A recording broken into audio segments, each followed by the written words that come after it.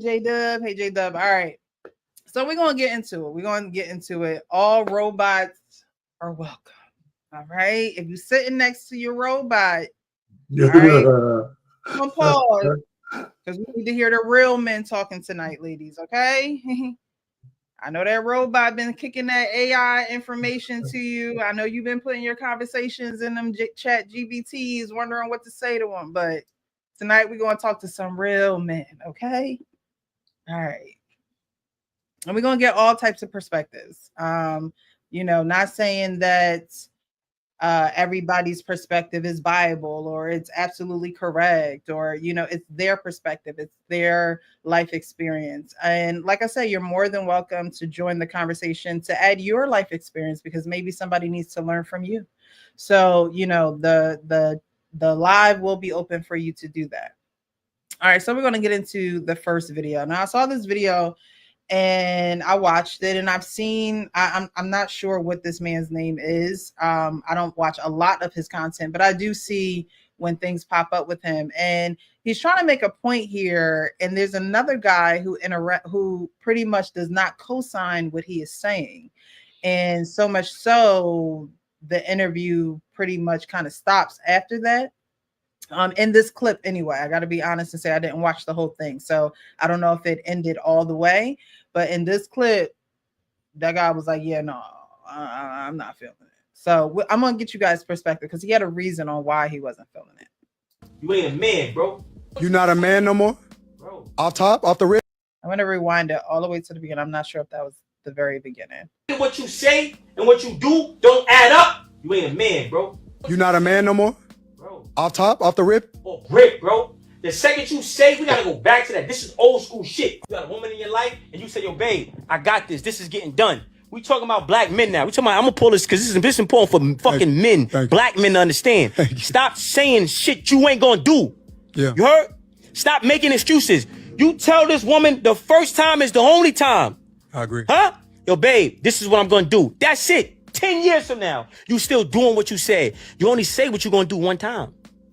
Ain't no excuses. Ain't no justifications. Ain't no, hey, baby, keep your fucking word. Why you saying you gonna do it then if you ain't gonna do it? Your babies ain't gonna eat tonight because you too much of a pussy? Huh? Your babies ain't gonna eat tonight because you too much of a coward? Your woman can't be protected. She can't trust that you gonna say what you mean and mean what you say. You fucking liar. You can't. Fuck is you talking about, bro? Why is we sitting here trying to act? This shit is easy. Be a fucking man. Right. Have honor. Stop being a fucking liar. Don't act like you fear God, but you really fear man. Don't act like you. Yeah, I'm gonna just stop it because I'm not gonna sign off on this interview. I'm gonna be honest with you. I'm not gonna sign off on that because the energy of the whole entire conversation, a lot of what you're saying is very valid, but I can't say that I agree with the. You don't have to. So just watching that, what vibes did you guys get? You're men. So what vibes did you get? And why do you think the second guy stopped him from what he was saying? These guys are eating, so let me hey man, my bad. I'll go first. These guys are eating. I had to finish my dinner real quick, man. Listen, I tell you what. First of all, he wasn't fundamentally wrong. But when you give your word that you're going to do something, it's not just because you're doing it, saying it to a woman. You're supposed to do that shit no matter what. If I'm on my job, if I'm talking to a kid, if I'm talking to anybody, if I say I got to get something done, right? Maybe maybe the time frame might slip, or I won't tell somebody the time if I'm not certain. But he made it about you being a man making some kind of promise to a chick, and that's the only problem I didn't like. And his tone was overly excessive. And I'm not so sure, even the guy, because men can understand men talking like that. I mean, it's not a big deal, right? But it doesn't make for good conversation, the guy dropping F-bombs and all this stuff, and I think that just kind of turned the other dude off because he wanted to have probably a civil conversation. Even if the point the guy was making is something you can get with, it wasn't conducive for a good interview. or a good kind of conversation around that. That's my feeling for that guy, because I don't think he was fundamentally opposed to what the guy was saying. It was just the way he was saying it. And my addition is, you don't just do that. You don't just be you don't just make claims that you're going to do something just because of a woman. You do that if that's the way you are. That's the way you should be in life with everything.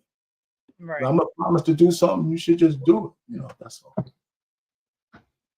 Okay. Yeah, I mean, you should definitely stand on, things that you say, 10 toes down. I know, I mean, life happens, man. Sometimes you might, mean to do something, but let it slip by you. You know what I'm saying? But you should hold your word. I believe that. Buddy, I think they call him Smart Guy, man. I think he's good for content. He's good for the internet. He pushes a really good message. I think every interview I see him in, he's speaking with passion. So that lets me know that he at least believe what he's saying. And if he don't, he putting on a hell of a show. You know what I'm saying? Make very valid points. Maybe the guy like our Pain said was getting a little, frustrated because he was cussing so much, or you're a pussy, or this and that, you know what I mean? But you know what I'm saying? But I mean, shit, to be honest though, but men, we know how men speak. Yeah. You know what I'm saying? So I don't even understand, you could have reeled that back in. Hey bro, yeah, I got you. Let's okay. Even me, like, you just could have redirected the conversation to bring the tone down a little bit and just kept the conversation going. I mean, I don't know how big their platform is, but you got somebody like that who's making hella waves on the internet, all through YouTube. Everywhere he go, really could do something for your channel. So you could have took the opportunity to see if you can, reel that in a little bit. And if you couldn't, then okay. You know what I'm saying? I mean, I don't know how long that was, like if that was at the beginning of the podcast or what, but I ain't never seen a dude be like, man, damn, this dude talking hella passionate, man. Hey, man, we gotta end this. So that kind of threw me off a little bit. Yeah, it threw me off too. I agree. Like, why couldn't they reel it back in? Like, why say I'm not feeling this? Like, and mind you, it's their platform, right? Like I always say, you get the respect where you leave it. But I'm not going to kick you off if you're speaking passionately. I'm going to kick you off if you're disrespecting somebody on the panel, or, I kicked somebody off for gossiping one time. Like, I don't keep that over here. Okay. I don't want the he said, she said, like, but the passion and him being a man, what was wrong with the other guy who was a man just saying, okay, I see this is a passionate topic for you. Let me give you my perspective and how I see it. And then just go about the conversation in his tone and his passionate way. You know what I mean? Right.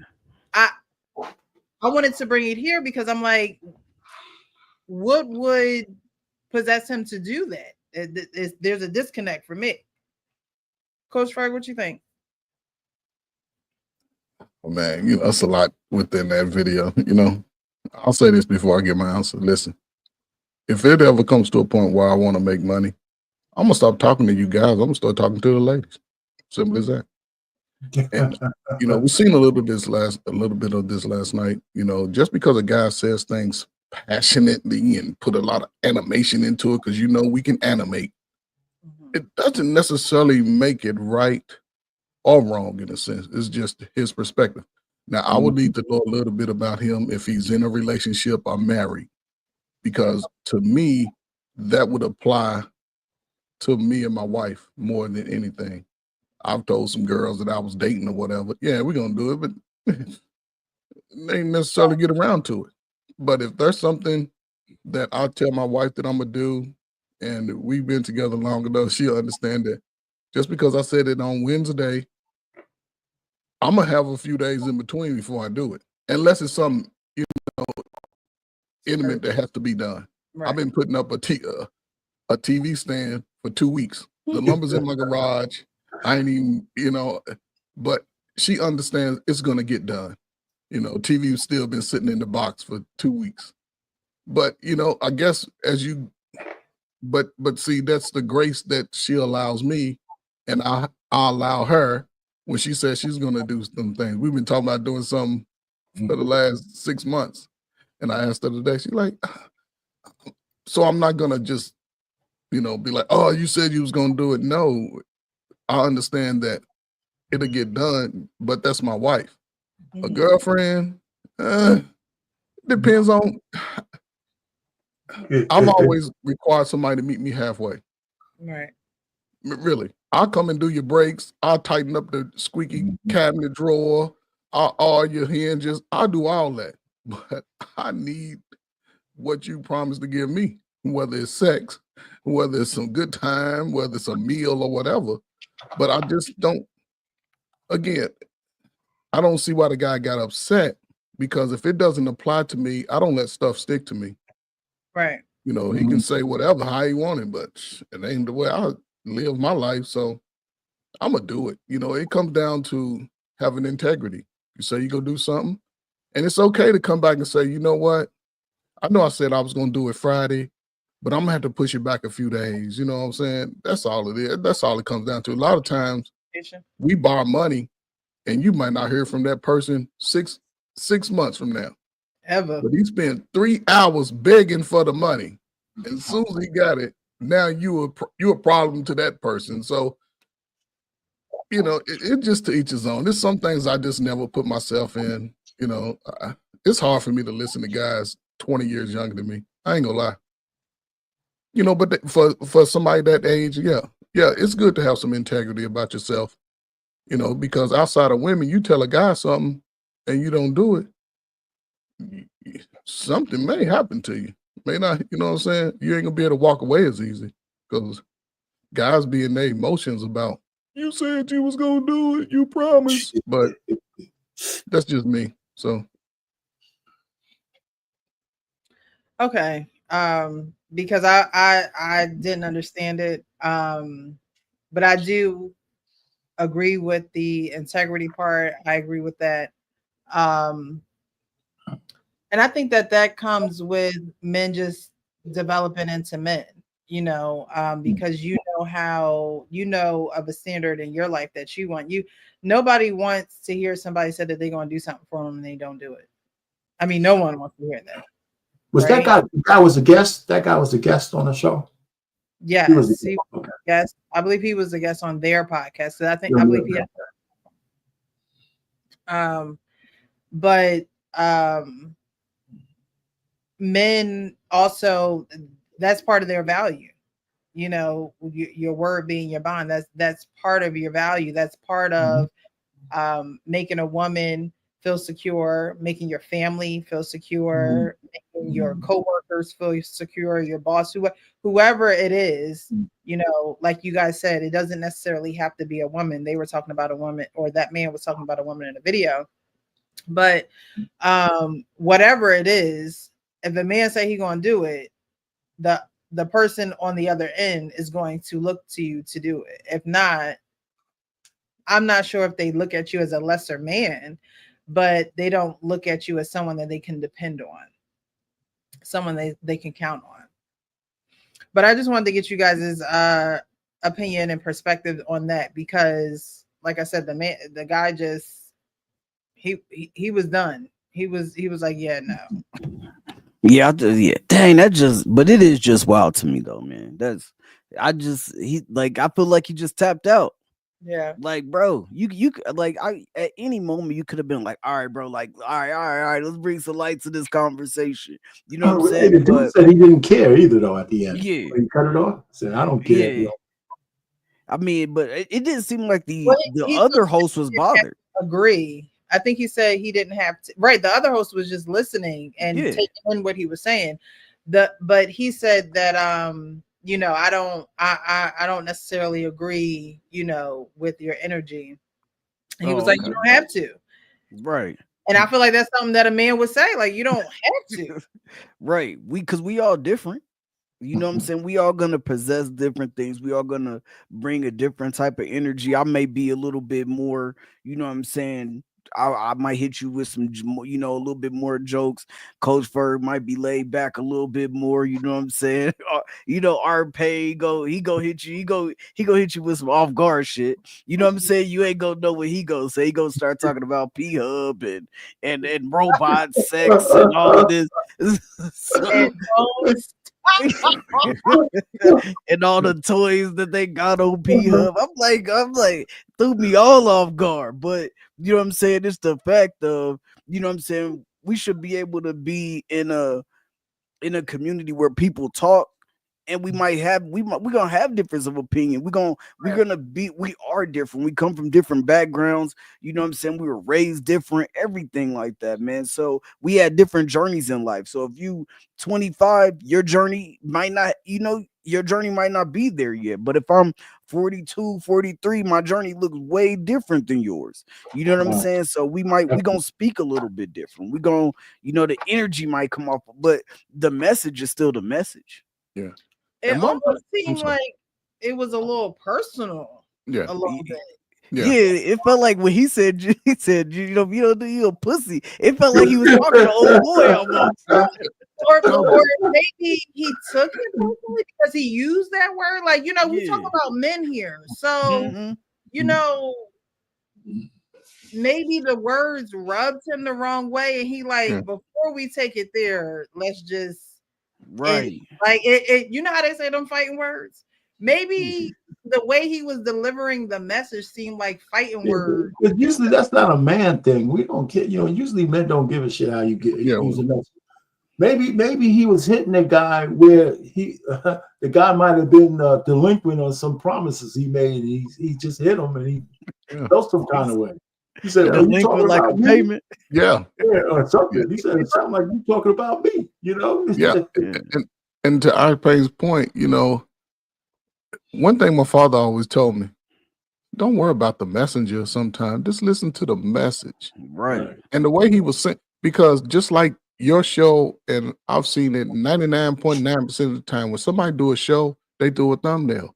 They tell you what the topic is going to be. Mm-hmm. This is what we're talking about in some capacity. And I'm sure they had a little rundown. This is what we're going to talk about. But his answer probably surprised the other dude, because a lot of dudes, they say they all this. But when it comes to them and women, some dudes just want to do what they want to do, because at 17, 18, they wasn't getting to do. Now at 34, 35, I can do the do. And this is how I'm going to do it. I don't care about the other person's feelings. And I see that a lot in this space. Guys they crash out when it comes to women. Women are going to be wrong 99% of the time. And if I say I'm going to do something, eventually you have to do it. Yeah, it's true. I mean, or move on. That's where you at. Especially in a relationship, you keep. It's just like Arcane keep telling me, "Hey, Dre Ferg, I'm gonna give you a call. I'm gonna give you a call. Next time I see Brian Payne after the 5th time, I'm like, man, he just talking shit. Ain't called nobody, Right. man. You know what I'm saying? Why? But see, again, at some point you have to pay up. Whether it's my word or if I promise to provide a service, I have to pay up. And we know, man, we'll be like, oh man, I ain't fucking with our pain, man. Shit, he just talking shit. And that's how men to do. The man will just cut you off. Like, let them know that he's just using hypotheticals here, of course. Right. Yeah, just hypothetical, man. I love our pain, man. I love our pain, man. He's like a older brother that I never wanted. No, hey, Precious. I love our pain, man. Yeah, man. I support him everything, man. So for real. So do you think he felt like maybe he was talking to his co-host like that, because he was answering questions directly from him, like, nah, you a pussy if you don't, like, my bad, I keep saying it, but that's what stood out to me the most. And I think that's maybe like why he felt like, damn, the energy, like he didn't feel like he was just answering the question. He felt like maybe he was telling it directly to the dude who was asking him, like, nah, man, this and this. But that's the problem with a lot of these, all these somethings and unders. They take everything, they attach everything to them. We talk like that sometimes. Oh man, Right. it's fucked up, man. You fucking not saying Yeah. that he was messed up. He just owned that message for itself. Right. And he got offended by it, and that's the problem. Leave your damn feelings at the door. The hell with that. Facts. Yeah. So, You're right, Coach Frey. He got offended. He got offended by that. And we talked about it last show, offense. We talked about it on the woman's side, I believe, last show. But men can catch offense too. And you know, when you're offended, and the things that come out of when you're offended truly shows where you need to work, like where you need to put work in. Because if you could catch something that somebody is saying and you probably don't even know this person from a can of paint and they don't know you, and you could be offended by it. Now, there's nothing wrong with catching feelings and saying like, dang, he's talking about me. Like, sheesh, like he all up in my business. He's like peeking through my window. There's nothing wrong with that, because at times I believe God will send you people who will show you, and they don't even know you. They don't even know you, right? He sends people. And so when those moments happen, that's when you have to self-reflect. Like, oh wow, is he talking about me? Because there has been a few things that I said I was going to do that I haven't done. I need to get better in that area. And this is my sign. This is my, magnificent wonder that conjured up. I don't know where this man came from. We wanted him to come on the platform, speak about X, Y, and Z, but ain't nobody asking him to get in my business, right? And so in those moments where you're offended, you have to say, oh, there has to be more room for me to grow here, because I'm easily offended by this. I can't even have a conversation about this. I can't even hold, my water about it. It's like, oh yeah, no, I don't. And in those moments when you're able to talk through those things and get that offense off your back, then you could really see the direction that you need to go in. Because he's still going to probably not do what he said he gonna do, because he don't want to have a conversation about it. Mm-hmm. And a general conversation about it. The conversation is not about him. But because you can't have the conversation about it, it's like, how do you grow from there? You know what I mean? Again, I understand not having disrespect on your platform, not allowing anyone to be disrespected, things of that nature. But when someone comes on there that you invite on there and they speak their words and they speak their mind, how do you just shut that down? There has to be something deeper, right? Usually women do that. And I'm not saying this is only a woman trait, because obviously men can do it too. But usually that's an area where women are like, yeah, no, I'm not talking about that. We're not going there. So that's something that, you got to look at and be like, why am I so offended? Why can't I have this conversation? What about me am I not, tapping into to be able to sit across from a man and have this conversation with him? So I just wanted to get you guys' perspective on that, because it just seemed a little off. And I think we discovered why it was off. All right, so I'm gonna play this video. Again, these videos is a no, it's not a closed forum. You can join the live. Michael Green looks like he's linked in through somebody else's page, so you guys will have to drop the link for him on your actual page, because I realized that when people are linked in, and I put it because it's pinned to the top of my chat, but they're not watching from my page or my channel. Excuse me. So when they're not watching from your channel, the person's channel that they are watching on, they have to actually post the link. I put the link in the back chat, guys, because I'm not sure what page he's watching from. Yeah. All right.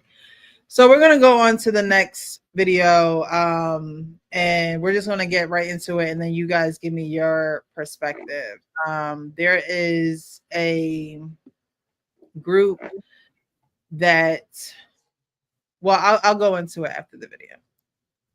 A woman looking to have a man in your life, how do you know what you're looking for? Males look just like men. Yeah.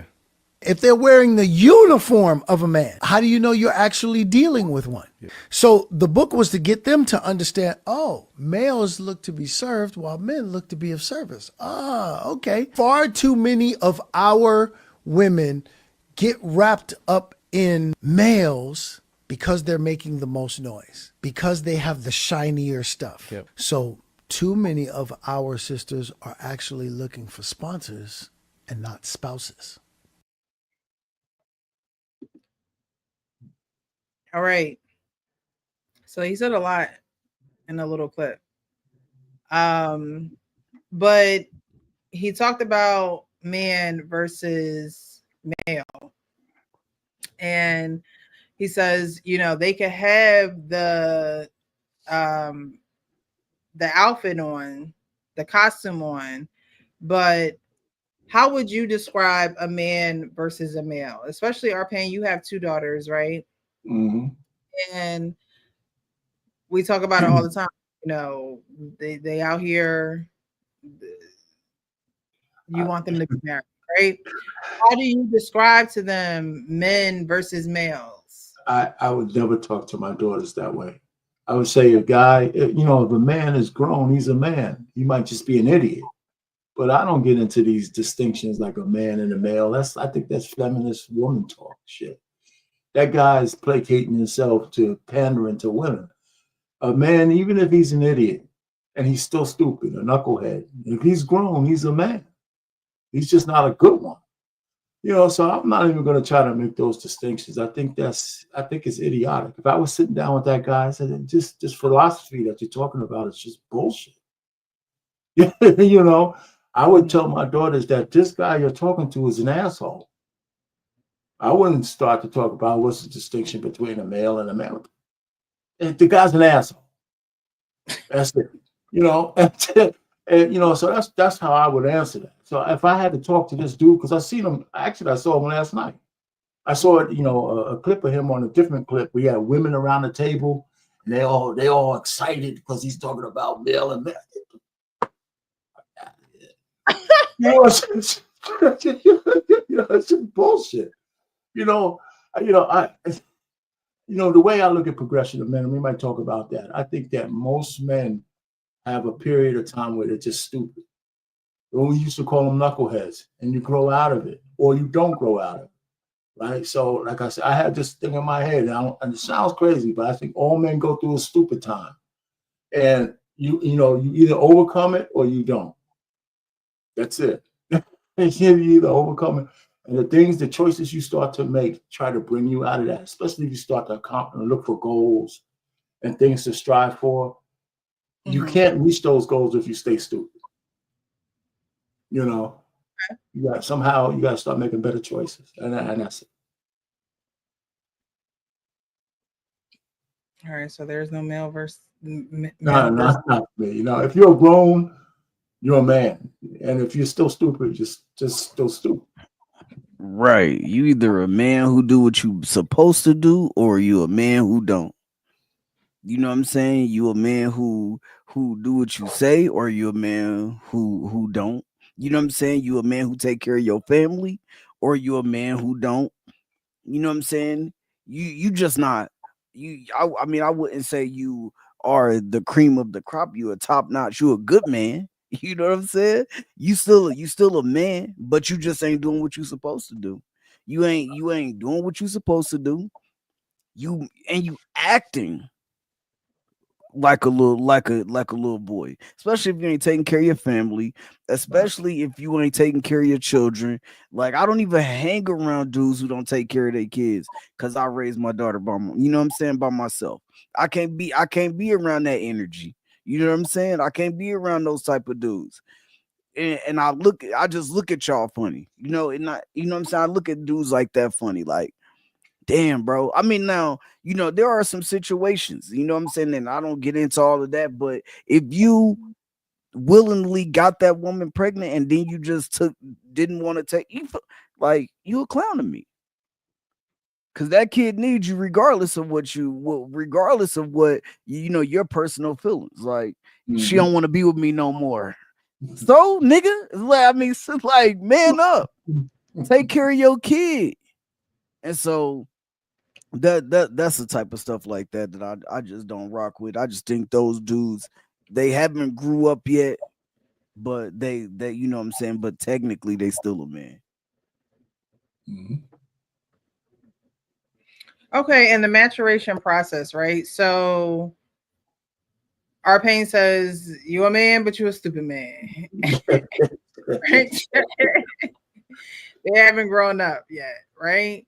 And so what is this process necessarily looking like? And it's going to look different for everyone, right? But for the most part, what is this looking like? Because there, like you said, Arpain, there are some men that's in their 40s and 50s.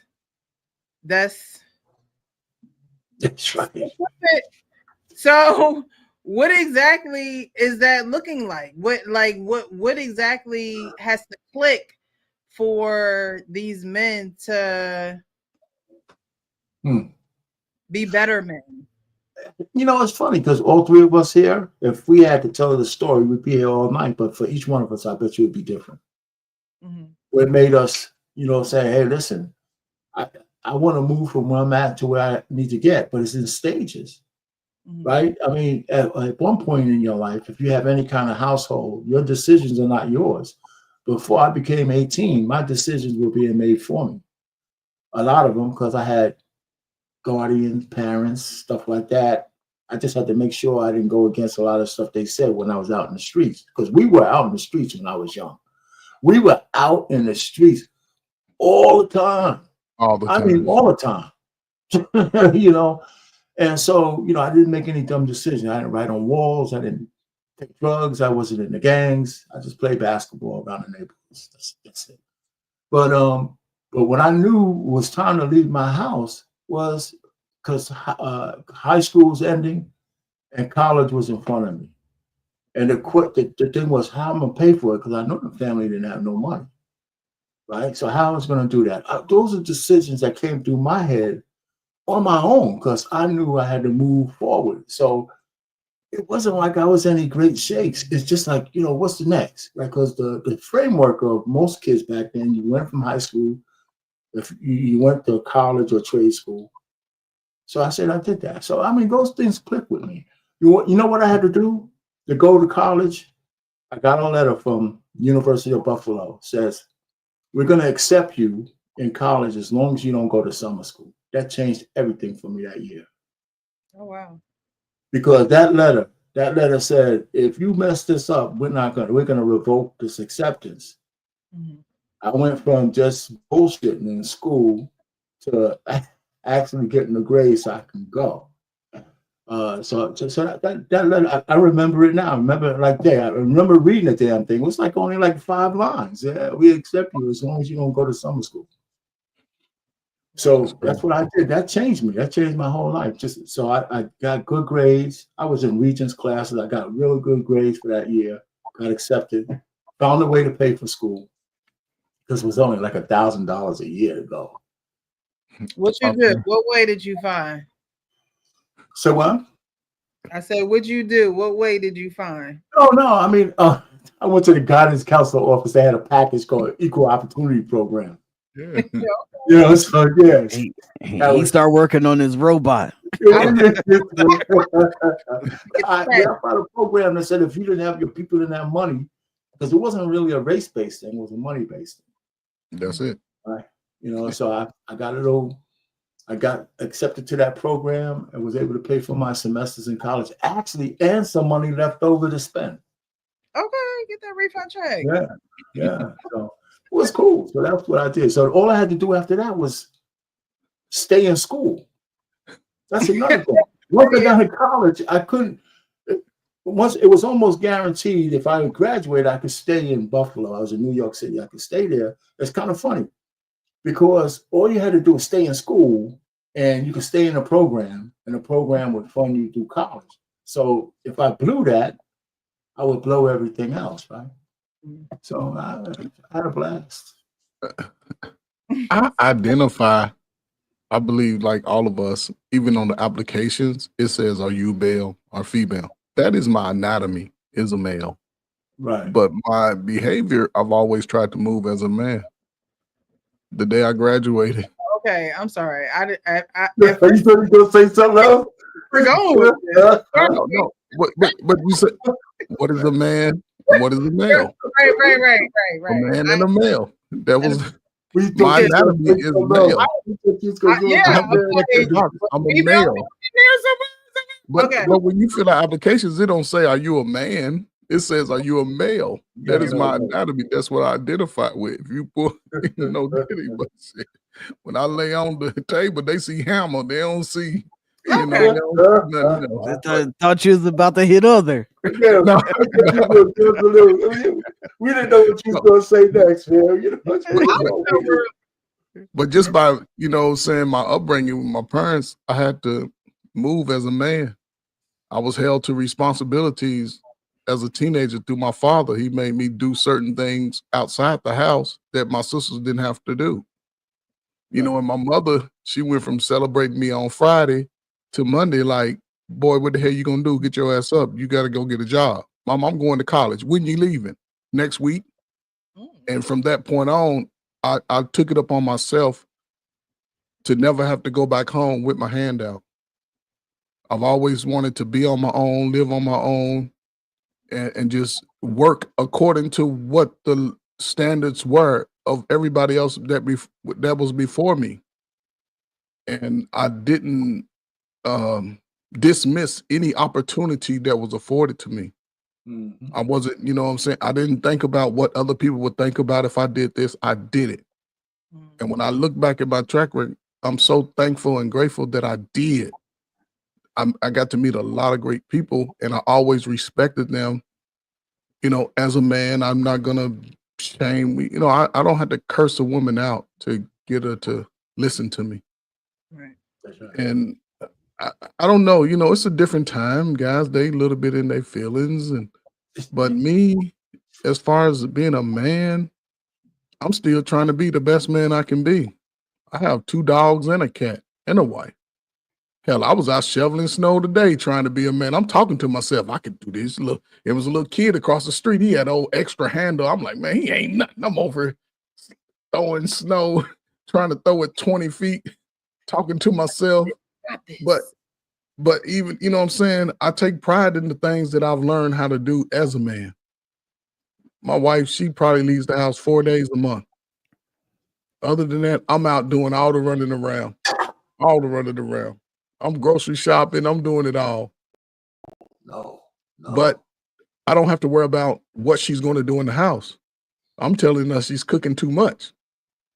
She's pulling out food. And you know, I can still eat this a couple of more days. You know, but it's just me as a man. It's, to me, like I've said, it comes in stages. I used to teach young men that every 4 years, you need to be trying to elevate something about yourself, whether it's your physical self, your mental capacity, even financially, you know, which people try to run to first. But hell, most young people today, they get some money, they're going to blow that shit. Right. They ain't going to be thinking about 10, 15 years down the road. They're going to buy the latest knockoff stuff in America just so they can appeal to everybody else. I never wanted to be appealing to everybody else. I like to stand out. I like to be light-skinned. I like, you know what I'm saying? I just wanted to be that type of man that when I walk in the room, you have to grab your girl tight. And I might not even say nothing but hello to everybody. I'm not going to be loud. I'm not going to be boisterous unless, you know, we talking about sports or something. Yeah, I can run over them, but I'm not going to come in there with all that, you know, energy. But they don't, yeah, I ain't had a problem with women. I've always had a woman fall in line with what I was doing. So, but I don't measure myself as a man against women. I measure myself as a man against other races of men. I know what ninjas do. So how do I compare to other races of men? Not that I'm trying to compete against them, but hell, I'm in the same places they live in, so I want the same things, and I know that comes with hard work and being a man about it. You know, life is up and down. I can't cry about stuff that happened to me when I was 18, 19. No, I was a foolish man. I was childish. You know what I'm saying? I was playing boy games. And once you get to that level and once your mind switch on, you have to move accordingly. You can't sort of straddle the fence with it because you'll miss out on a lot of opportunity. You just have to move forward. But we'll see in the next 20 years because a lot of people just trying to straddle the fence. And this is my last thing. You can't call yourself a man if your ass ain't got a belt. I don't give a damn what you're talking about. You still playing boy game. If you ain't got at least 2 belts, you know, and you a couple of button down, some hard bottom shoes, you just talking. So, but that's just me though. I could be wrong. I think both of you guys are absolutely right, man. And like our Payne said, like him going to college did it, you know, him getting out the house, Coach Ferg getting out the house, you know, me going to the army at 18, like, you know what I'm saying, like that'll make you grow up, because, you know, looking to the left and the right, you know what I'm saying, with that good E4, even, you know, that good E3 pay, and you trying to make it to from the 1st to the 15th, you know what I'm saying? You don't even got that many bills at that time. You know what I'm saying? You might got some car insurance, a phone bill, you know what I'm saying? And you still like, damn, hold up. Little Caesar pieces for 3 days before the 15th. You know what I'm saying? Because you know you ain't got that. I'm dead ass. You just trying to make it, but it does something to you to where you're like, yo, I'm out on my own. I'm doing it. I'm handling my business. Like, I don't care if right now it's right here, because once I start getting this rank, I start moving up. Like, you know what I'm saying? I'm gonna have more and more money by the time this comes and things like that. I'm learning leadership. I'm learning how to follow. You know what I'm saying? I'm taking things from different leaders to turn it into, you know, to bring it into my leadership style, and, you know, throwing things out that I see that they're doing that I just don't rock with. I don't like the way that they move. And you start learning really how to just be a man. You know what I'm saying? You like, them, because now you looking at other dudes like, I don't like, you know what I'm saying? I don't like to be in his business, but the way that he talk about his wife, I don't want to be at work talking about my wife like that. You know what I'm saying?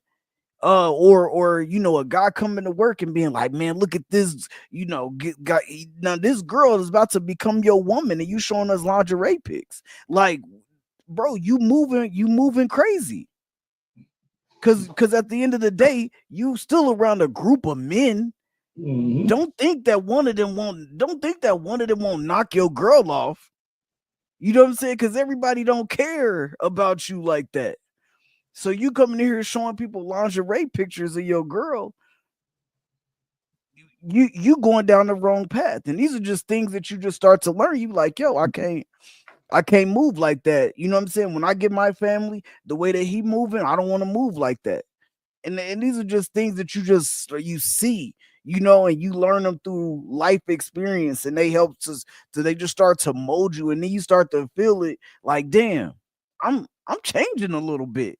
You know what I'm saying? You don't know what it is. You just like, damn, like there's just some things that maybe I used to rock with, like, you know, messing with married women. Oh, When you young in the military, they be throwing it at you. Oh yeah, you messing with officers. You know you ain't, especially if they over you, they in your unit. You know you're not supposed to. But guess what? You doing it, and then you're like, yeah. damn, you know what I'm saying? But then after a while, you like, you know what, dogs? Like that karma gonna come back on my ass. You feel me? Like somebody gonna be trying to rub up on my wife. You just start changing.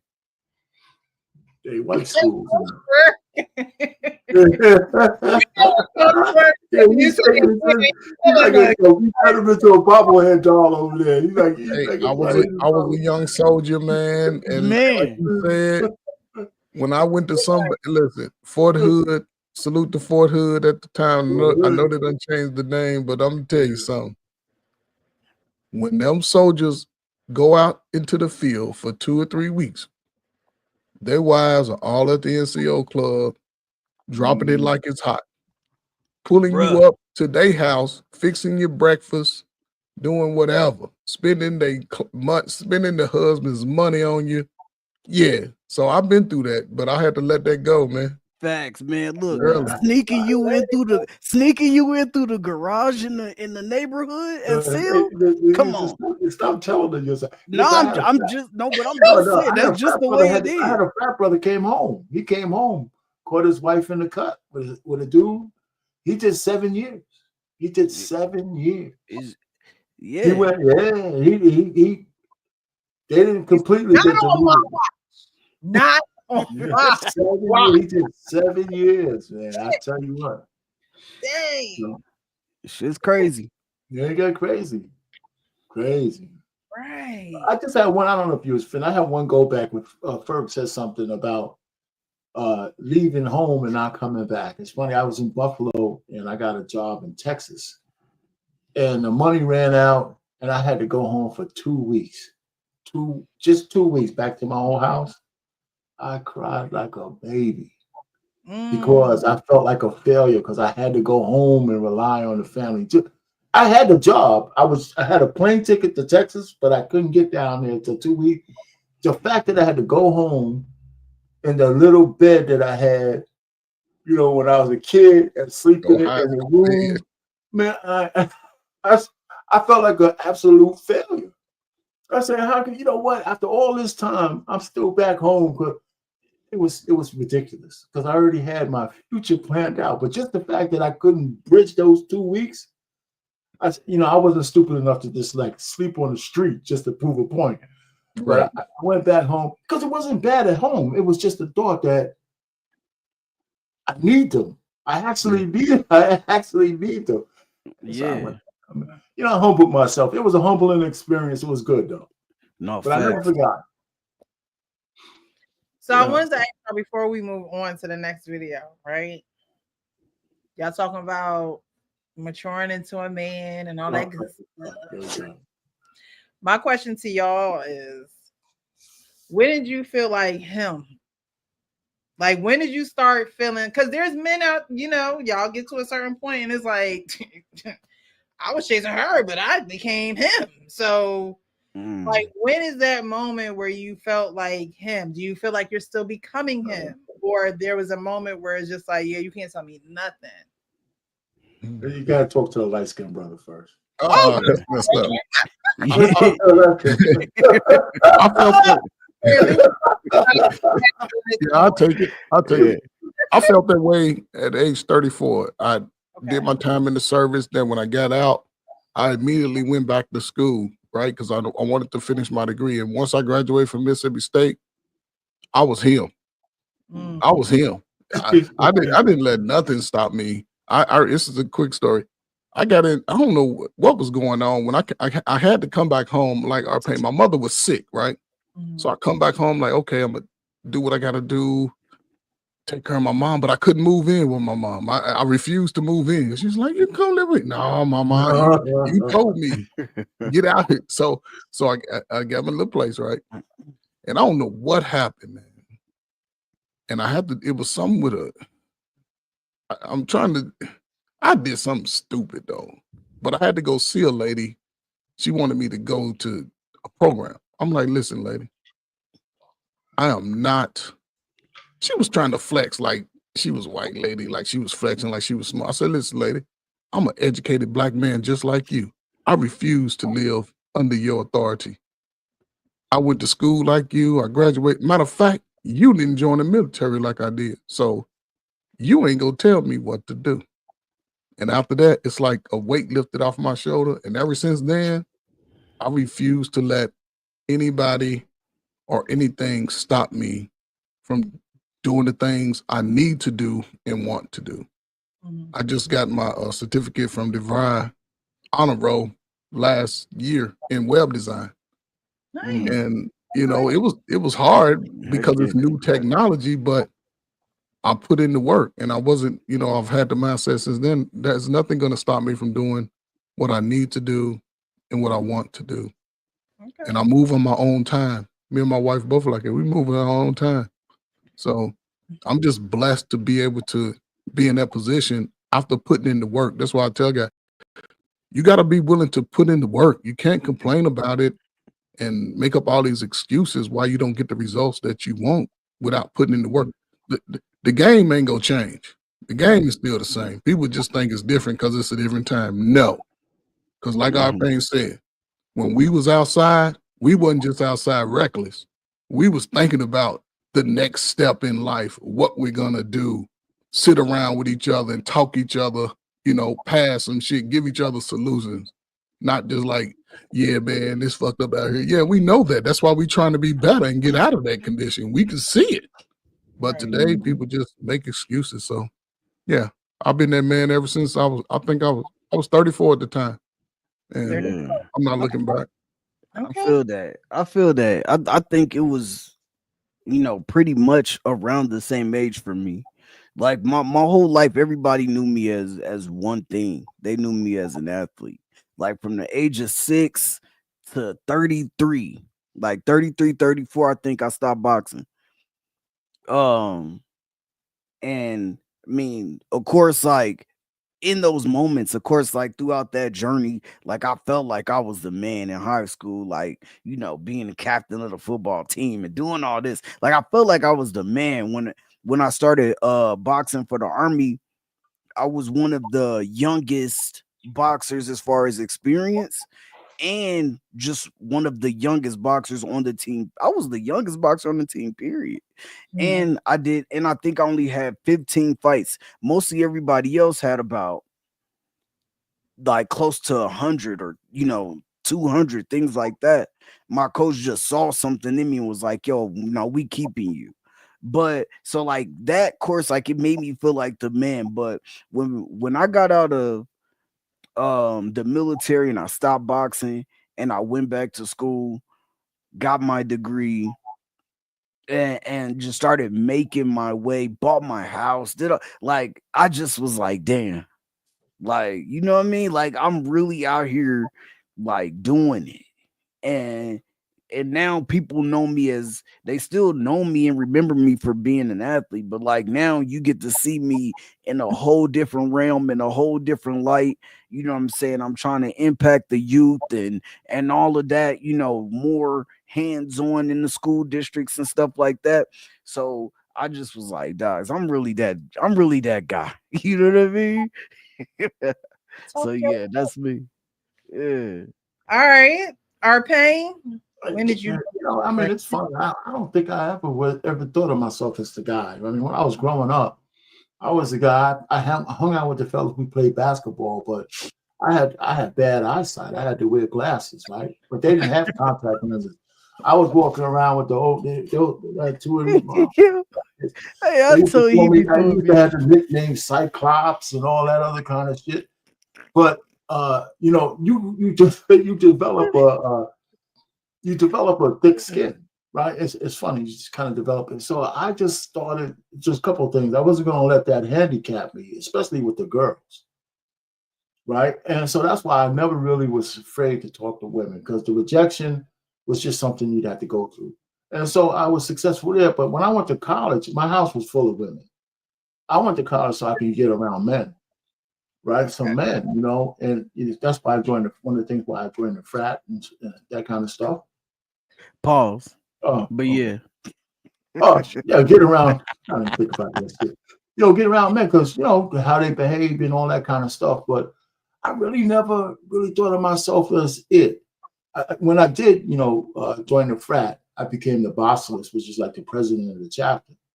And we had a party, right? So I had my colors on.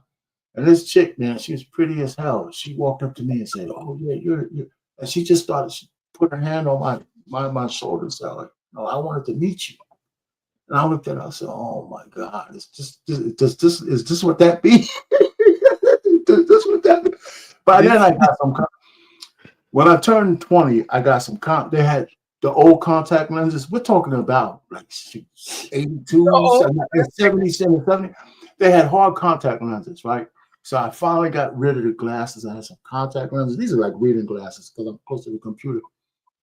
So without the glasses, man, I was crazy. I went crazy. I went crazy. He's knocking them down. I lost one. I lost one. I lost one. And my frat brother, one of my closest frat brother, man, he said, I had to go back to the glasses, right? Until I got another one. He says, they call me Pain. He said, Pain, you know what? I'm so happy you lost that lens. You were unbearable. He said, I'm so happy you lost one of that lens. So I had to go humble myself again. You know, I had to go back to being humble. He said, the way he said it was so sincere. You lost that lens. Hey, I'm so happy. I mean, I'll never forget the way he said it. In the shoe and it was 12 hours. You were so unbearable. You was up in everybody's face like this and all that. Hey. So I think my change is based on understanding being the humility of it. Those are the kind of things that you kept me grounded. You never could get so high because there's always something that can humble you. Facts. Right? And I think that's more of the way I live my life. So, so I never get too high and I try to never get too low. Yeah. And the caveat to that is that I think everybody can attest to the same thing. Although I'm saying I felt like I was the man and believed I was the man at that time, one thing I never had to do was boast it. Facts. I never had to do that. You know what I'm saying?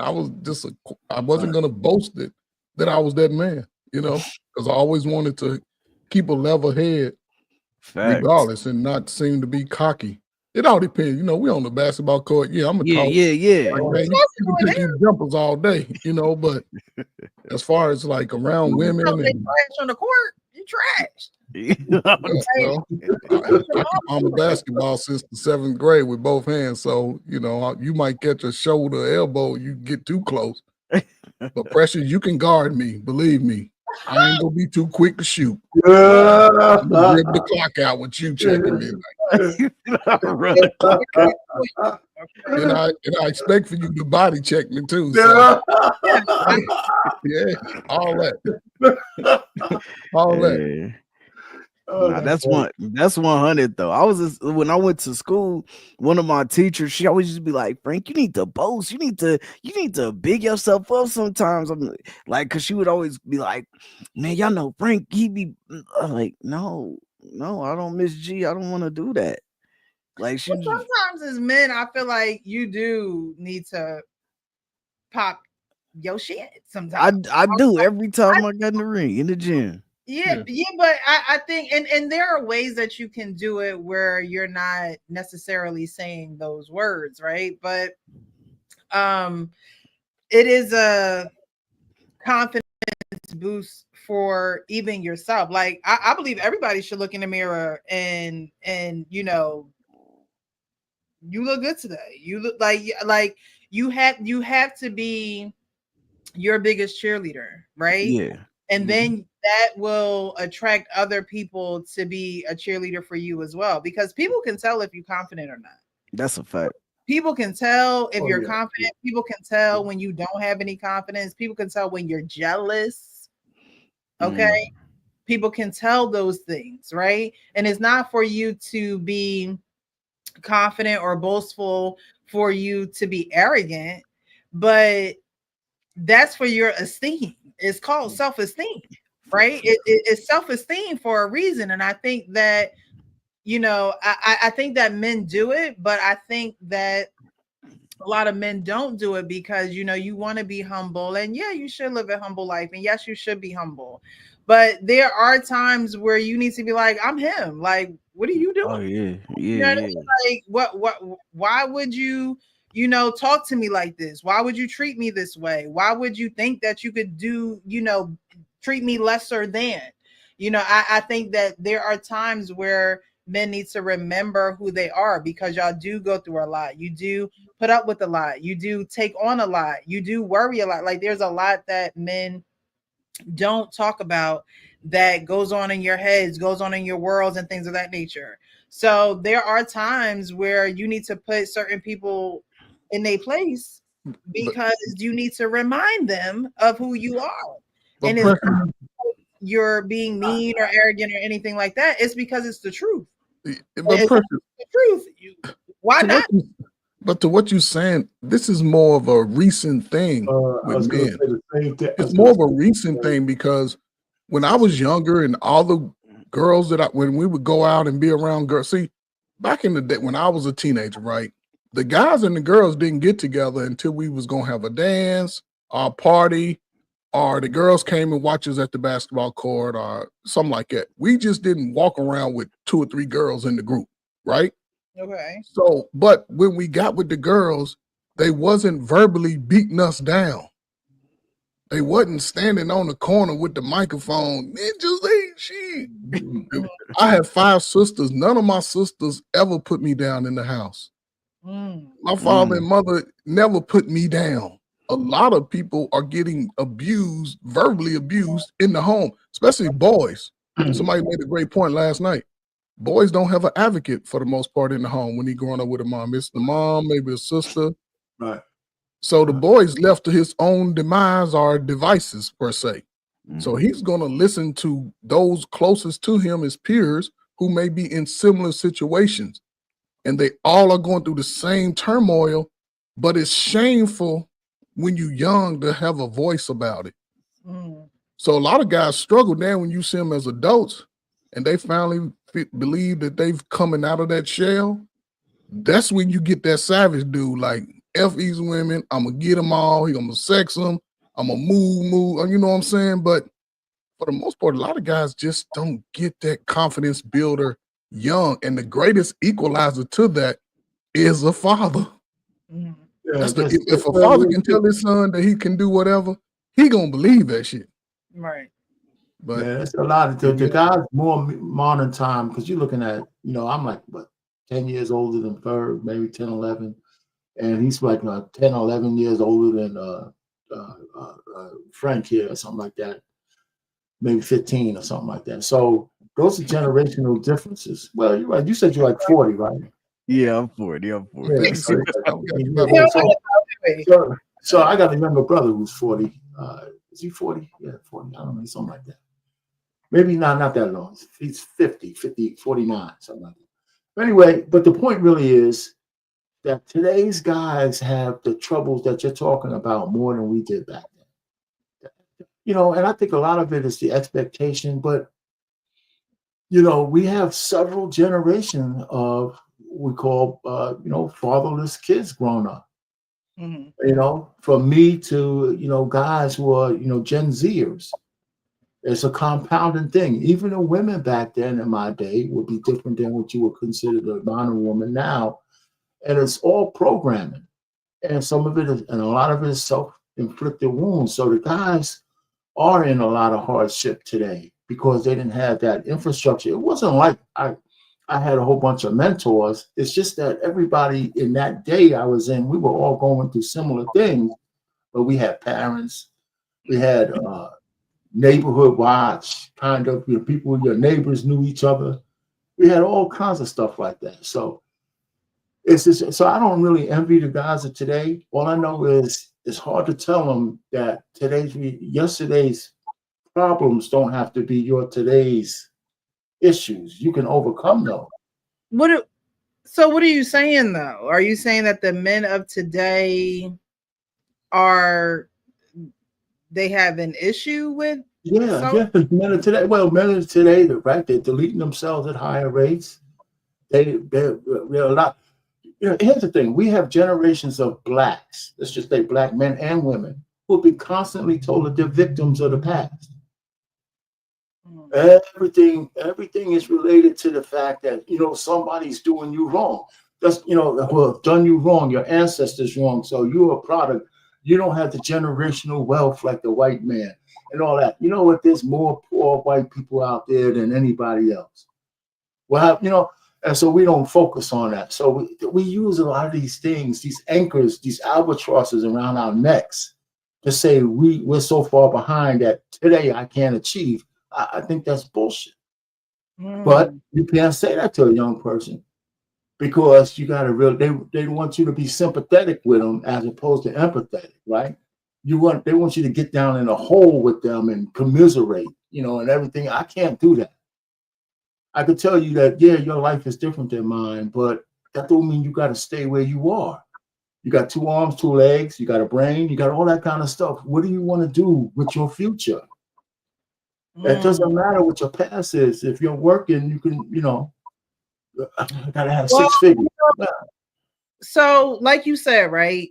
You had the cushioning, the padding, the resource here to help boost your self-esteem, right? No. And you didn't. You know, I mean, you're kind of couching it.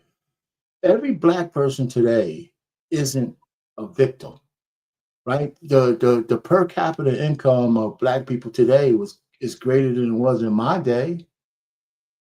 We got more educated black folks today than they did in my day, right? We have people. I just don't think we focus on the right things. Not just the person himself, but his environment. Right? The environment tells you too many black people focus on the fact that their skin is black, as opposed to the fact that this American society belongs to us as much as anybody else. In fact, probably more, because we invested more into it if you're FBA or ADOS than anybody else. So, but we don't consider ourselves American enough. Right, so all the things that this place has to offer, we try to reject if it doesn't have black or female or some horse shit identified with it. Right, that's what I'm saying. So when I see people talk, I pick up on that.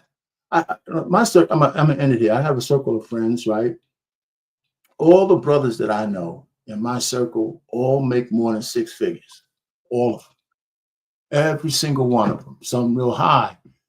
And when they start talking this victimization shit, I look at them, I correct them every time. I say, what are you talking about? You make more than 85% of the people in the United States, white, black, green. What the fuck are you talking about?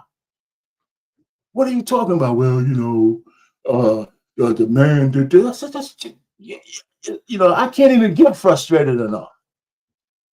You know, I mean, because that's a wrong way to think. Because if he's thinking that way, he's teaching his kids that bullshit.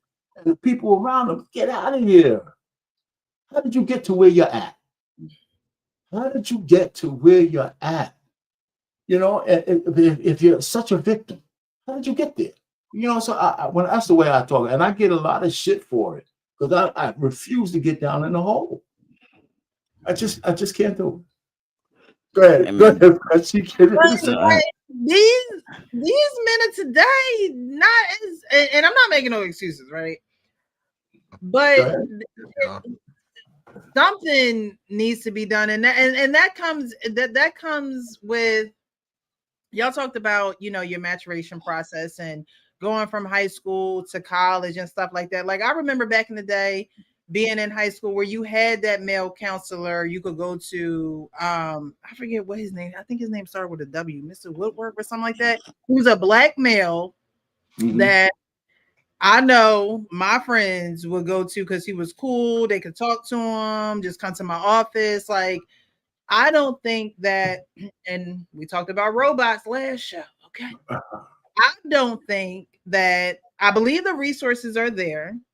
However, I don't think that the young kids of today are getting the resources the way that they need to, or they're not attracted to what the resources that are there because of all the technology and because of all the AI and things of that nature. So, you know, you guys are the older generation. You know, we have different generations on the panel, and it's like,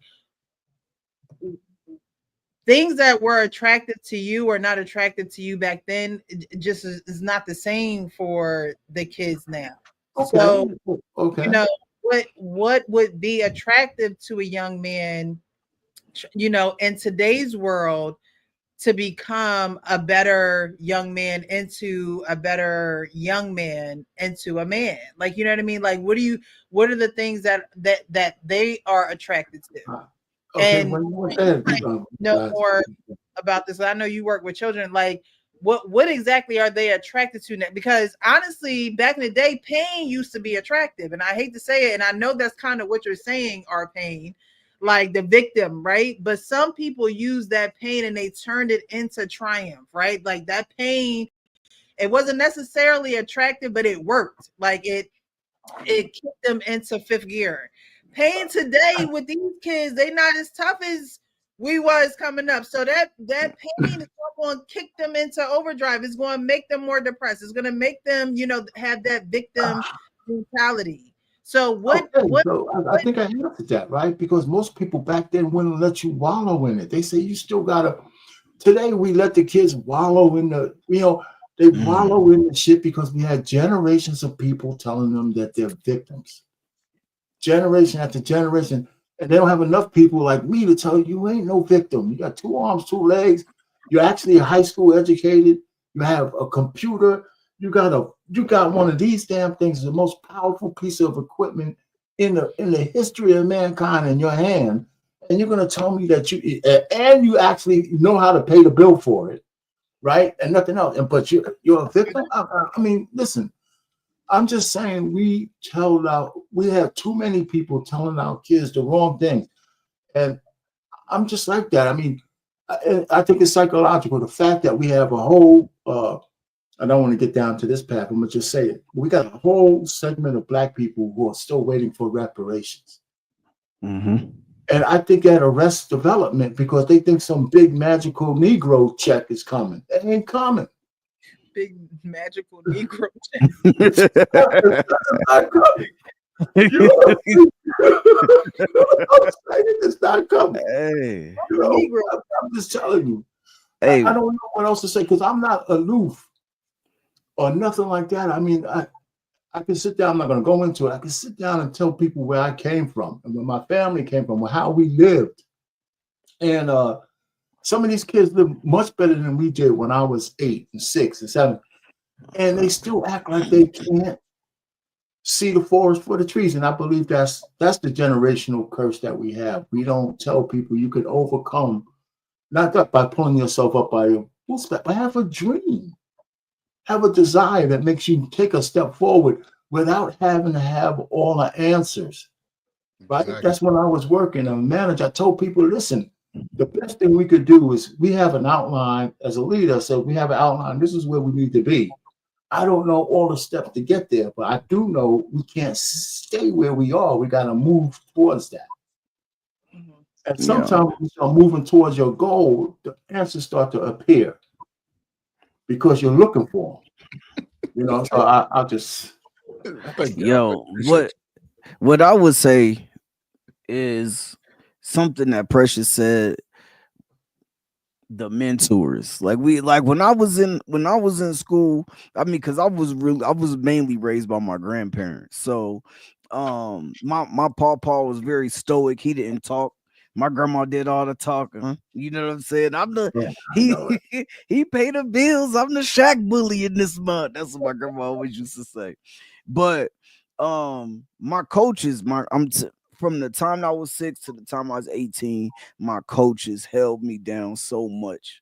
Then the black educators, the black male educators in our school district, you know, Coach Shelton, who make your ass get to class. Oh no, hey, you out here late? Come on, we on our way to class right now. You know what I'm saying? He would be in the hallway blowing his damn whistle. Well, you know, the JV coach, he blowing his whistle the whole time. Get to class here, you know. But and then when I joined the army, like my army coaches became like those big brothers, like family and mentors and things like that. So it was just like, dang, you know what I'm saying? Like I'm around real men, learning from real men, seeing what the impact that these guys have. My ROTC instructor, Welvin Monroe, I'm talking about, he always was on our ass. He never let up. You know what I'm saying? He was an old E7, retired E7. He never let up, man. You know what I'm saying? He always made it, and he was one of the ones who would tell your ass the truth no matter what. And that's what, and it wasn't no participation trophies. Like if he gave me a compliment on the football field, I know I earned that shit. If he gave me if he gave me a compliment about what I did on the baseball diamond, I knew I earned that shit. It wasn't no, oh, everybody gonna get a compliment today so I can make y'all feel better type shit. You know what I mean? And I think that, that's why I always advocate for putting kids in sports.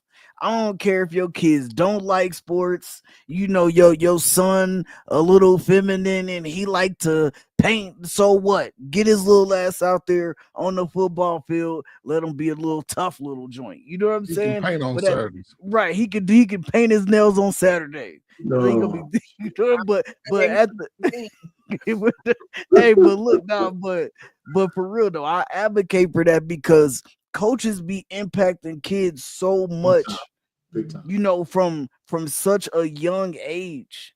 And I don't think the kids sometimes know it, but then when you bring your kid, your mama that got that badass kid that bring his son to practice, oh, what? You did what in school today? Come here, let me holler at you.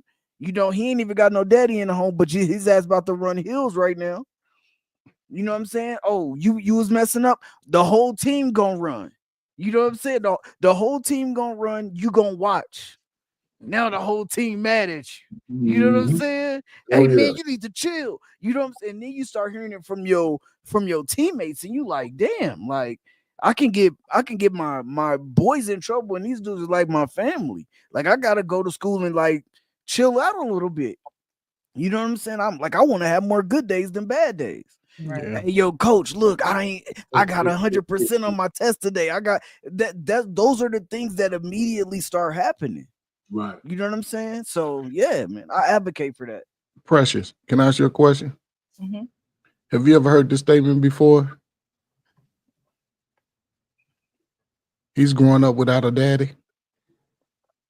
Mhm. The first sign of setting them up to have a victim mindset. Despite that, Yeah. and because most of the guys I grew up with didn't have a father, their Right. mama didn't make no excuses for their ass. They if they was and this is prior to busing, when they started taking us out of the black community schools and sending us all around, that changed a lot too. Mhm. Because now, when we was in the hood, we was the most talented. We could out jump the white people, outrun them. They couldn't compete at all. We was winning all the championships, right? They Couldn't like, fuck so with now when they bust you, you driving past all the nice houses. Ooh, that's what I want right there, right? So at that point, a lot of us understood, like, because for the most part, we knew we were in the projects, but that was a temporary condition to us. So the first thing a lot of us did, like, I'm getting the hell up out of here. The first opportunity we got, right? And it wasn't glorified to be in the hood. We enjoyed it, we respected it, but it wasn't like, yeah, I'm in the hood, snitch. No, you did some shit around Miss Clara. She'd have told on you and identified everything you had on down to your socks. Today, it's a badge of honor to not snitch on the person who deleted your cousin. Makes no sense. But as far as the man, the first we self-inflict ourselves by making, once you put those statements into a young person's mind, like, oh, everybody ain't made for college, everybody don't want to go to the military, da da da. You telling me I don't have to try for anything. Mhm. And that's the worst message a boy can get. Because we see because all of us come to about, you see guys start to crash out about 25, 26. You see what their life gonna be like for the most part, unless they have a traumatic experience and they completely do a 180. But most guys after 25, that's who they are. Mm. And it take a act of God to get them to move differently. But you can't make excuses for the condition that you're in currently. Life it's about ebbs and flows, ups and downs. It's a roller coaster ride. It's a marathon. You just have to be willing to go through those trials and tribulations so you can come out better on the other side. I can't live through the worst of my life and then still be talking about the worst times and I'm 10 years past it. I'm not going to allow anything new to come into my mind. But you can't do that to a boy, because since you've been around, what were the three avenues to make it? In a sense, you had to go to college, traditional, join the military, trade school. That's it. Now they got this new avenue called entrepreneurship. Most ninjas are too lazy to really focus on entrepreneurship. They selling a bunch of bull, but are they presenting their projects with high quality? Am I learning how to communicate with people? I can't get in my feelings because Precious didn't want to buy my little stinking ass gloves I made. You know what I'm saying? Am I presenting it to her correctly? A lot of people miss that ball, and it's only 4 avenues you got to get in America. You got to choose one. Yeah. You got to choose one, because after 25, 26, listen, you want some money from me? I got leaves on my roof in my gutter. My grass need to be cut. You can walk my dog. She might bite you, but you can walk her. You're going to have to work around me. I just don't get it. My son has to work. He ain't getting nothing for free around me. But that's just me. My father put me to work, and I ain't stopped working. So, no. I got a question before I don't know if you was gonna move on or not. I got a question I'll though. read some comments, but go ahead. I'll read them after. Bet. So when we was talking about that, like, how do y'all feel about young men? Like, how long you let your son stay in the house? Because I know, like, for a lot of us, it was get out at 18. Soon as you graduate, well, 17, 18, because some people graduate at 17. So you got to get out, make it on your own, go do this, go do that. How do y'all feel about that? Did your life experience change your mind on doing that to your own child? That's a good question. You're on mute, RP. You on mute. Yeah, listen, for me though, it's kind of funny. It was just an expectation of all of us in the neighborhood. When we had the 3 options, a couple of my friends went to the military. I went to college. Some people had vocations. But as far as my kids, I mean, I have realized, see, I have a daughter that's a millennial and one that's a Gen Z. So they're young. They're part of this generation. They're living through this shit, right? And that's why when people tell me I don't know what's going on, I have 2 kids who are living through this stuff. They ain't kids anymore, but they're girls. But even if they were boys, the deal was when they were 18, they were college bound because that's what I wanted them to be. That was what I wanted them to be. Right? And they had attitude for it. So boy or girl. So they went to college. But when they got out, both are working in a profession now, but I made them come home and stay with me. They weren't getting married. They weren't going to go out and just get an apartment. And the economy has something to do with that too. But they came home and stayed with me. And the deal I brokered with my daughters was that you don't have to pay any bills here. You don't have to do this, but this is what you're going to do with your money. You're going to invest your money. You're going to save your money. You're going to do all these things with your cash in lieu of staying in this house because I can take care of the footprint, right? And that's what they did. And so my oldest left. She's 30 now, and the youngest is still here. She's been out of school for 2 or 3 years, and she's just stacking bread. you know, and you know, so they come and go as they please as long as I know where they're going. In terms of, you know, they don't have to get my permission to go anywhere, but I want to know where you're at and when you're coming home. And my daughter, who's out of the house, if she's going out of the country, she definitely tells me where she's going and how long she's staying. Or even if she goes out of state, I want to know that. And what hotel you're staying at and all that.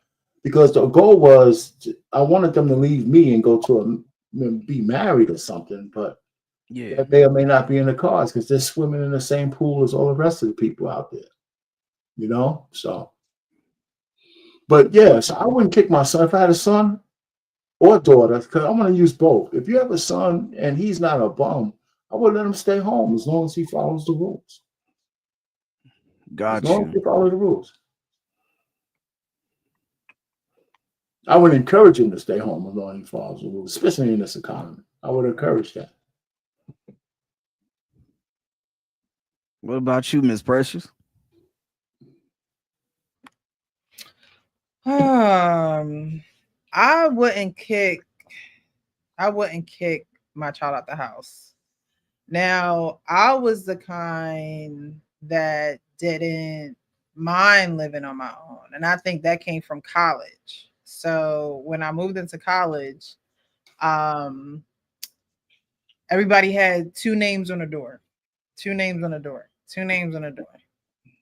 When I finally got up to the third floor, the elevator broke as soon as we got there. We had to carry all my stuff up the 3 flights of stairs. Everybody, again, had two names on the door. And I only had one, right? Somebody like, where your roommate? You need a roommate. Where's your roommate? You don't have a roommate, you need one. They didn't give me a roommate. I didn't request not to have one. I was a transfer because I played basketball at my 2-year. And I was a transfer to my 4-year. They recruited me to play basketball. And I didn't have a roommate. I stayed in a very nice dorm. They were the newest dorms on the campus. It was like a hotel. My ID was my key. Like I was just living a good life. Living life. Living a good life. And I worked. But that's just me. Like, you know what I mean? And so I wouldn't just kick my child out at 18 like you gotta go. That's just not something I would do. However, given her life skills and showing her, you know, what hard work is about and things of that nature, I mean, she wants to work now, you know what I mean? Not even old enough to. But I don't know, it's just not in me to do that. If I had to do it again, would I have had stayed home? I don't think so. I don't think so. But my life was a little bit different too. I also left home to figure out who I was. Like I was adopted. So it was a different reason too why I left. Like it wasn't just, oh, I don't want to be home and things of that nature. My situation, it just wasn't, you know, being home, and it wasn't conducive to me finding out who I truly was, because that wasn't being explored at home, right? Who I truly was. Who I was who I was when I got adopted. So it wasn't something that was being explored. So I had to take that opportunity to say, you know what, I'm going to find out who I am. I had to do that. That wasn't something that was like, oh yeah, you know, it just wasn't there. So it was a different reason too. But I wouldn't just kick you. No. Gotcha. All right, I'm gonna read a couple of these comments, and then we're gonna go on to the next topic. Where we at? Okay. All right, so a couple of comments that I highlighted. We have Michael Green. I've got 4 grown daughters and started them off early in life about men. My oldest son had his first child at 17. Right then started his manhood. Got 2 jobs and supported his son and the mother. So yeah, nothing throw you into adulthood, manhood, womanhood quicker than being somebody's parent, Yeah, right? facts. So, I could definitely understand that, that right then started his manhood, because right at that point he was responsible for somebody other than himself. And a lot of people, when they get in that situation, you have men who run, who flee, who don't take care of their responsibilities. Like Frank was saying, hey, I can't even associate with you if you're not taking care of your child. I can't even do that. There are people who do run from them responsibilities. And then there are people who stay, who get overwhelmed and things of that nature. So, I'm glad that he has someone in his life, his father in his life, to say, hey, look, life, you a man now. You you a whole man. You have to do what you're gonna have to do. Support your child and supported the mother. So it wasn't even, he had someone in his life that was guiding him in the right direction. And that a lot of times was missing in today's society. Lack of guidance in the right direction. Because of, past, a lot of people, like our pain was saying, have that victim mentality. My dad wasn't there for me, and my, such and such wasn't there for whoever. And it's like, okay, well, what's stopping you from breaking the chain? What's stopping you? Other than this pity party, what's stopping you? And a lot of people allow generational trauma and things of that nature to stop them, and it doesn't have to stop you. You don't have to be worried about what other people are thinking. You don't have to be worried about what other people are saying. You just have to handle your business. That's how I've always operated. Handle your business. You know what I mean? Because ain't nobody gonna handle it for you. And if you're looking for someone to handle it for you, then you're not an adult. You're not a man. You're not a woman. You're still acting in a child, with a child's mentality. So at the end of the day, handle your So business. Precious, with that comment, I think the greatest thing about that comment, and I think sometimes, we just overlook us just because we men. His father understood what he needed to have to do once that happened.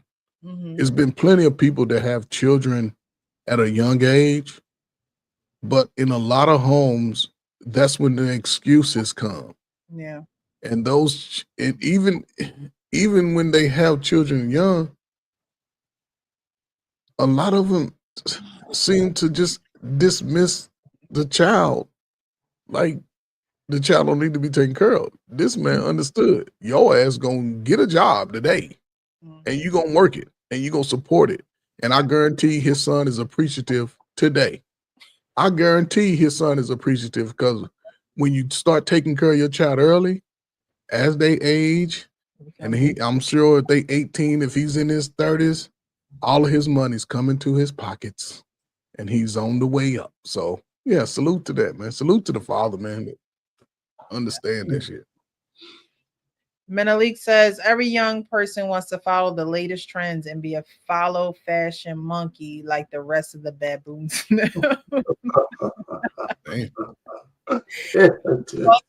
After my first of 8, oh wow, after my first of 8 kids was born, I've been the shit ever since. Hey, shout out, Noob. Shout out, Big Noob. 30 grand. Oh, hot ass. He was a hot ass. 26. He say I've been in shit since I was 23. Okay. After my first of 8 kids was born, okay. In the kingdom. All right. I know that's right. Melody says we got to break the curse from under the wicked spell chain around our minds, our pain. Yeah, it definitely is a thing. Change your mind, change your life, pretty much. Link didn't work. I don't know. That person is linked in from someone else's page. Really? Take out the little sign. I don't know. Shit. Huh? Uncle Stu, it's good to see you, Uncle Stu. It's been a while. Uncle Stu has interviewed me on his channel before at the Real Precious. Great topic. In the past 5 years, the economy has shifted badly. Things weren't the same as it was when I moved out of my parents' house. My son came back home a year ago. Now he out. I mean, if I believe that home is home, right? I believe that children should always be able to come back home. If you're a parent and you don't allow your children to come back home, talk to the Lord and ask him why. Because home should be home, right? And I don't mean that children should come home and stay there, but like our pain, like you say, your daughters are you have one daughter that's home that's just stacking, right? She's respectful, she follows the rules, but she is stacking her money. She doesn't have to worry, she doesn't have to be financially burdened, right? That's not an option for her because you don't make it an option. And when that time comes, when it's time for her to move out or do whatever the case, whatever it is, she'll be financially set to do so. She don't have to work paycheck to paycheck. She ain't gotta, see where this is going to come from, see where that's going to come from. So I think that home should always be home. Home should always be a landing point where it's just like, all right, what's the plan? Right? What exactly are we doing here? What exactly do we want to accomplish? So oh wait, Wall Street Willie is here. Maybe he didn't. Maybe he said he didn't work because I didn't click him in. I don't know how long. The new link worked. The new link worked. Oh, okay. All right, good. So yeah, I think that home should always be home, right? You should always be able to go home unless there are some crazy issues going on with you and your family. You don't have respect for the household, or those things are, I mean, to me it's like that goes with the thing. I got a story on that, Precious. My youngest daughter's with me like a year or so ago, right? She's been here since she graduated I think it was 22 or something like that, 21, 22. So we were going to the bank or something, and my oldest daughter had just moved out. And I said, yeah, in a year or two, when you move out, you'll have some money.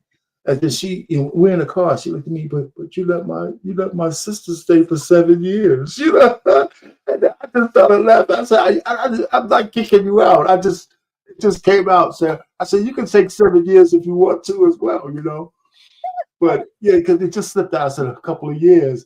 And she right away said, "Oh, but you let my big sister stay for 7 years." I don't mind. I was always felt better with them being here anyway. My daughter went to school within, one went to Rutgers, one went to NJIT, which was all close to where I lived, just as opposed to going out of state. I felt much better when I could just reach out and get them. They stayed on campus. But I felt so much better. If anything happened, I could just reach out again. Yeah. Your children are going to spread their wings. They're going to explore the world. They're going to do things that you probably just are not going to like. However, they are their own selves, right? And that's a testament, our pain, to your household, because your daughter but I thought I had 7 years though. There are children who don't mind staying home, and then there are children that's like, I gotta get up out of here, right? And so the children that are like, I gotta get up out of here, you gotta wonder why they want to get up out of there. Yeah, sure. All right. As a parent, you have to look within. Like I said, talk to the Lord. Why do they want to run up out of your house? Why do they want to run up out of home? Okay. That's another topic for another day. Well, thank you so much for joining us. There's a possibility you taught him well. Okay, that too. My oldest, I can't keep him in the house. And I think one of the things that gives him that leverage, he knows no matter what situation he gets in, dad's got him, as long as dad can dictate the situation. I've always got his back, mainly in terms of financial things and things like that. But my son, he just wanted to get out and kind of figure it out on his own. And he's still trying, and he's still figuring it out. But it doesn't necessarily have to be a negative thing if the kid wants to get out there. You may have done something really, really right. I agree with that. So do I. Yeah, as long as there's a plan too. I seen something to think about said that too. Like there's a plan, I think, especially with young men. I think if they're planning, learning, like, whether it's, hey, pops out, I got 6 months, man. I'm trying to learn this, this new trade. I'm trying to learn this, this new technology. I'm getting certified. It's gonna take me a little bit of time. You know what I'm saying? I think if things like that, they should have a healthy place to fall back on. So I Yeah. feel that. Yeah. Coach Bird, he says your home is your home. However, your room is not your room anymore. My brother's room is not his room no more. My mom done turned that thing into the ironing room, the steaming room. To the point, that the brother just made, sometimes the hardest part is accepting, okay, this is their plan. They're really gung-ho behind this, so I'm just gonna support him in it. But if you've done the work as a parent, you get to look back in a year or two and be like, all right, I let him do it on his own. I let him, go with his plan, but it's working out for him. Right. Yeah, man. These kids are not easy though. None of us were. Mm-hmm. We're gonna go on to the next video. Okay. And this is Latarius Whitfield. He has the Dear Wifey podcast and Dear Future Wifey podcast. I always say it wrong. And yeah, he's been married before, divorced, and he always takes full accountability in his part that he played in the demise of his marriage. He adopted 2 boys, and I believe he has a son of his own. So that's just a little bit about him. But he was talking on this topic, and again, this is just a progression up to the last video that we're going to watch. But I wanted to get you guys' perspective on what he was talking about as far as being a man and kind of being like a know-it-all. Times we come into relationships, especially as men, wanting to be know-it-alls. And my problem was I would just copy and paste. What worked in the last relationship is going to work on this one. What worked in this sexual experience with this other woman is going to work on you. Instead of taking the moment and the heart posture to say, what are your needs? What are your desires? How do you see love? How do you see intimacy? Knowing too that the woman that you may be dating or married to has a lived experience in sexual relationships, whether they're healthy or bad, whether there was trauma. I learned that 1 in 5 women have been victims of sexual assault. Even more so in African-American women, there's 1 in 3 women. And so when you start understanding those dynamics and those statistics, now you need to create a safe space to have those conversations. If you're feeling resistance in a certain area, be like, hold on, is this healthy to you? I noticed that when I touch you, clench up. What is that about? Be a student of that woman and be like, why did you just respond to me like that? And she's like, oh, no, I really want to talk to you because I don't want to do anything that you're uncomfortable with. She's going to be like, what? Her mind is going to be like, you don't want to do anything I'm uncomfortable with. She'll probably break down and cry just by the mere fact that you noticed that. And also a lot of men, they think because they've gotten a lot of women that, like they really putting it down. Exactly. And the reality, and that's the thing about it. And like you said, a lot of women fake. The way that my ex-wife tried to speak to me was by a feather. She brought a feather to the bedroom one day. This is our first year of marriage. And she said, here's this feather. I said, what is this for? She said, I just want you to rub my body with it.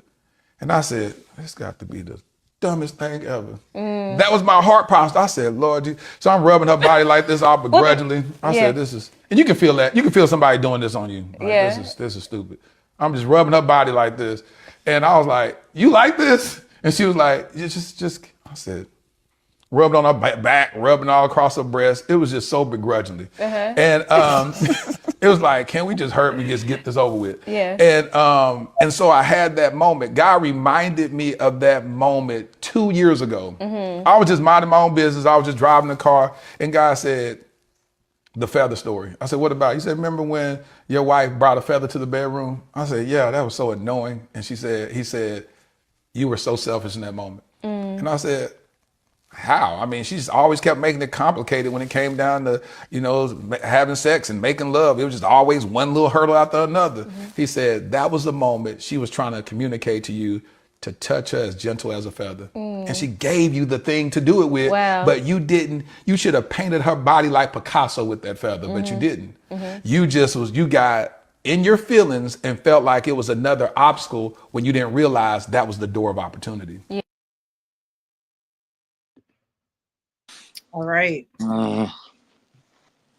So, do men think to be students of their woman, or is it more so I'm the man and whatever I like, we're gonna do?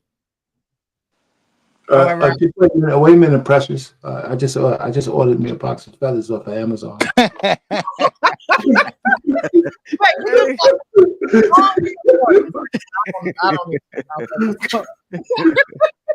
Hey, our pay, man. But there was a show on Netflix. What was it called? Love, Sex, and Goop or something like that. And it was a show on how to be intimate with your partner. It's not necessarily, sex and things of that nature. It'll lead to that, but it was ways to initiate sex without it just being the act. But in this situation, he talked about a lot of things. In the beginning, it was, I copy and paste how I am as a man is how I am with every woman, right? That's what he was pretty much saying. And then he went into, I wasn't a student of my woman. I had a wife who I felt as though used to give me issues when it was time for the bedroom time. Little did I know she wanted it done a certain way, and because I just completely thought it was stupid, I didn't take it serious. And the thing that she wanted me to do was a thing that could have unlocked, whatever, and their marriage and their sexual component of their marriage and things of that nature. So do you think that men are students to their women? Is it something that grows over time? I think listening to him, the thing that stuck out the most was begrudgingly, right? Like he used that word a million times. And when I put myself in that situation, if my wife gives me the feather, we lit. Like I don't think this is stupid. Like if she like it, I like it for her. So I'm gonna get on my head. I'm gonna do a handstand and rub your back with the feather. Like I'm gonna be engaged. One thing about sex in particular is it can be taught. So if your woman's trying to teach you what she likes, you missed the ball on that, my guy. And yeah, I don't really know what to say past that. Like, because it for me, it wouldn't have taken God to tell me. My wife put the feather in my hand. She told me what to do. Bet. That's what you want? Ooh, watch what I do with the feather. I'm going to work this feather like nobody ever worked the feather before. Watch this. All the feathers gonna be off the feather. Watch what I do with this feather. You get what I'm saying? I think more importantly than anything, and I'm always dissecting things. I don't know the brother, but that does give me an idea of his mindset and more than likely how he approached the relationship as a whole. So for me, like if she gives you the cheat code, oh, you better cheat until you get 1,000,000 points. Cheat all day. She gave it to you. That's something that he was lucky to have, because a lot of women don't necessarily give it to a guy. Some women just feel like we should just know. You should just know. Yep. You know, so some women just don't even want to put in the effort. But that woman put in the effort to say, here's the cheat code. Rub me down with this feather. I would have said, what? Man. Hold on. Let me sit on top of the headboard and rub you from an angle. So that was, that's the point you really made, though, was that feather was a metaphor for that whole relationship. He's probably the same way in almost everything all their interactions. He wasn't She patient probably enough. gave him the feather more than once. That's right. Yeah, Right. I get. Yep. Nah, you hit it on the head, Wall Street man. Yeah, with like I think it take a while for you to understand that not every woman likes the same thing. You know what I'm saying? When you young and it's all about you, oh, I'm just gonna get in here and I'm gonna do my thing real quick because I know how to beat it up. Like, you know what I'm saying? And I remember a long time ago, a girl said, "Yo, like, do you want me to come back?" Like, you know what I'm saying? Like, cause you trying to kill my shit, and they're like, I'm trying to enjoy it. And I was like, damn, okay, but like in my mind, I'm thinking like, but this is what girls like. Like the girls that I like, this is what they like.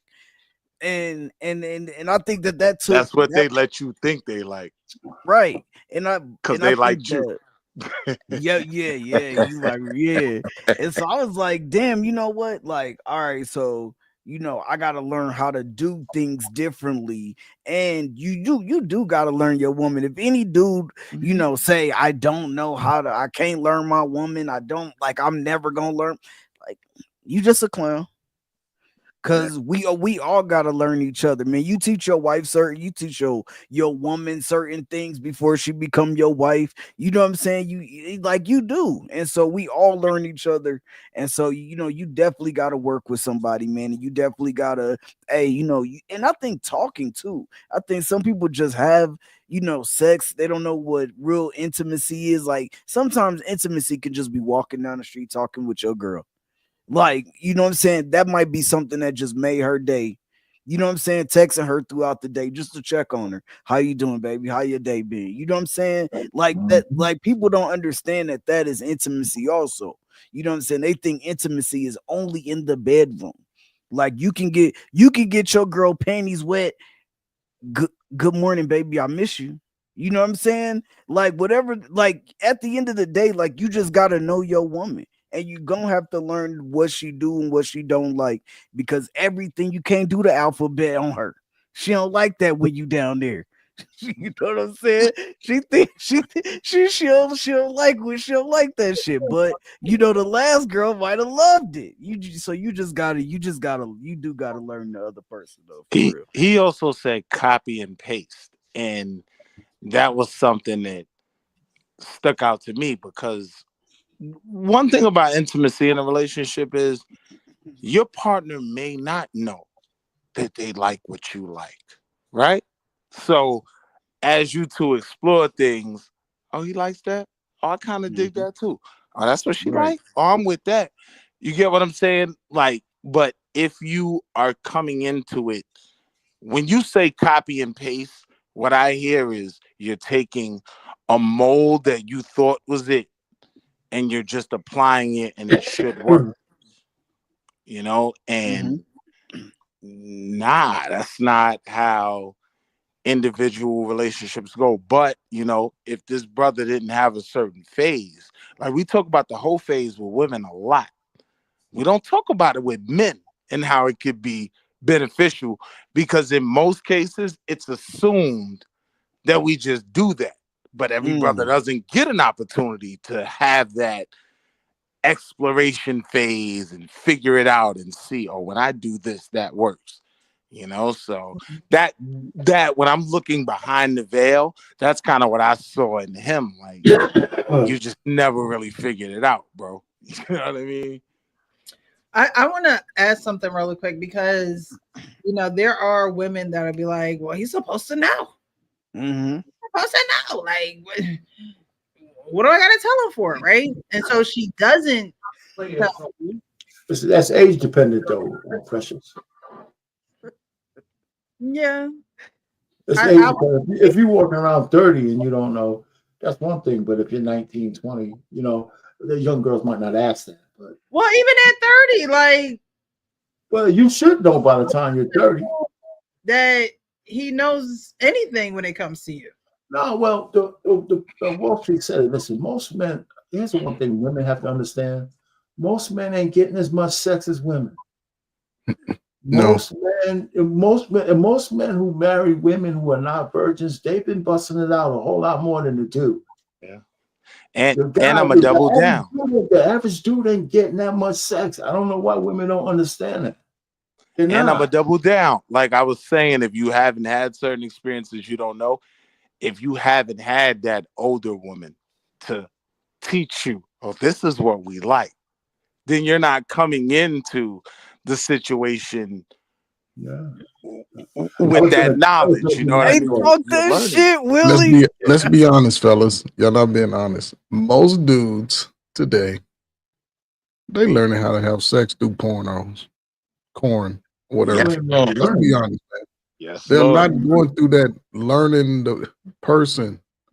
They just seeing what they see, and they come in thinking that that's what they need to do. Yeah. And every woman is an individual. So could that be what he's talking about in the video when he's like, it's a copy and paste type of thing? Because if a lot of guys do grow up with the cornos, right, and that's what they're watching, then that's a copy and paste. They're copying and pasting beat pumper type of. I didn't get that from him. I think I didn't get that from him. That's probably part of it, but I would imagine he had some real life experiences. He was just treating every girl the same. Yeah, and a lot of guys will do that.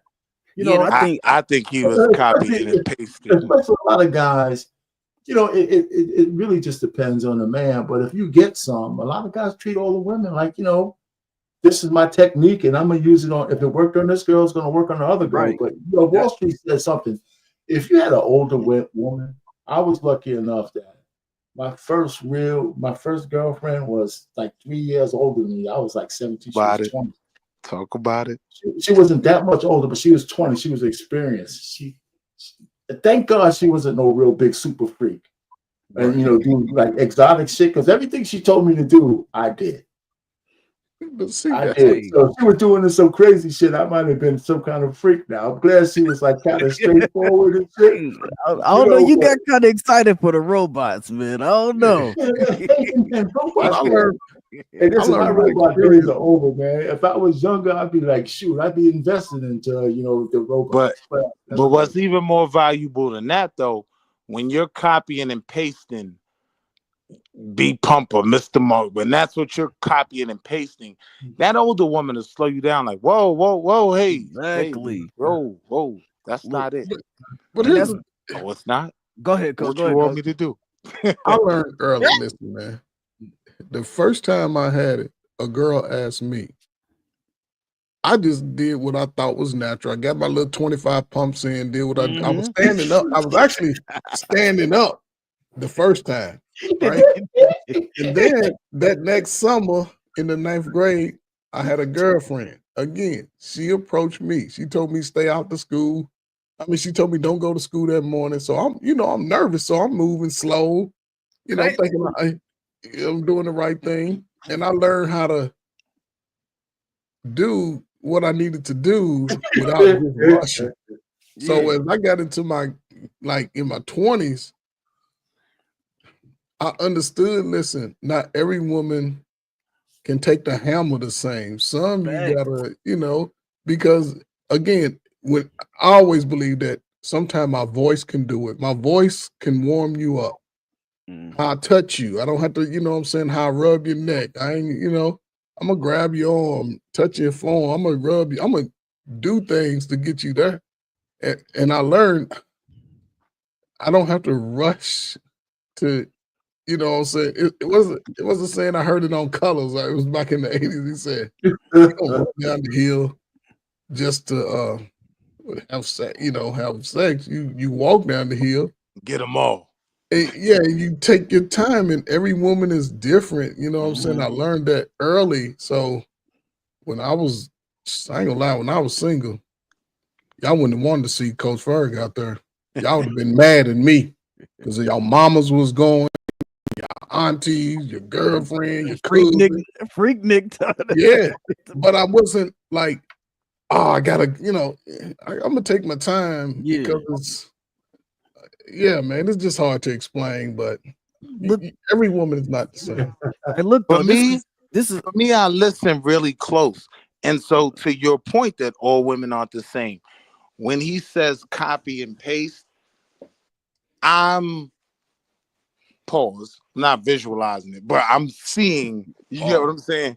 You have just a way that in your mind you're set to doing it. And like I said, some girls might not have even been enjoying what you were doing. They just enjoyed you. So they dealt with it, right? right.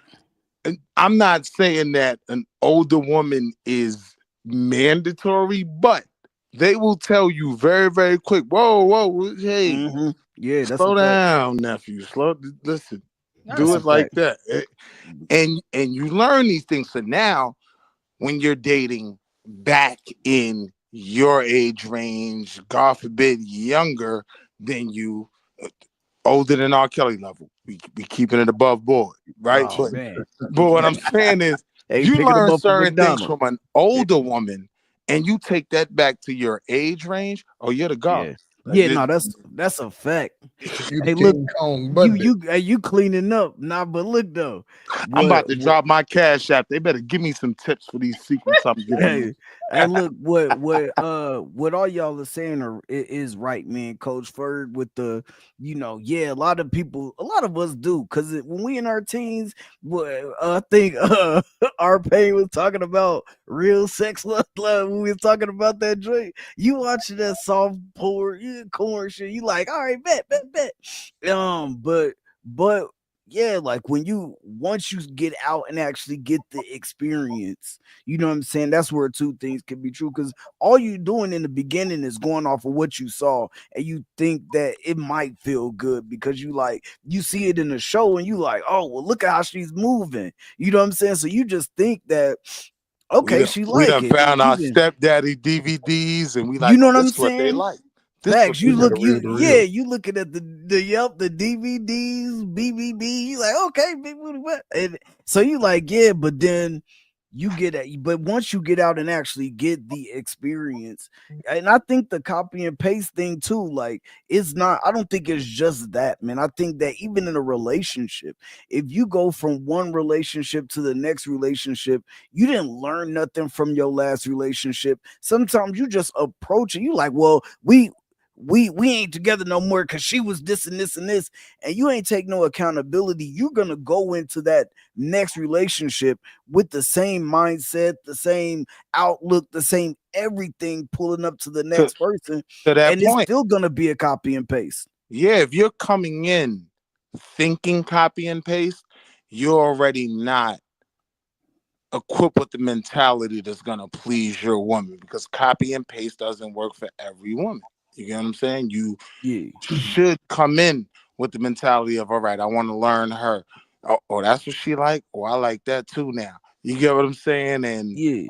yeah, But I'm even talking about outside of sex. I'm just saying the whole basis that sometimes we don't look at self sometimes. So like, you might get out of a relationship and you don't really even think about what you did to contribute to the downfall of that relationship. You know what I'm saying? So you just go into the next relationship being the exact same man. I call it treadmilling. You just treadmilling.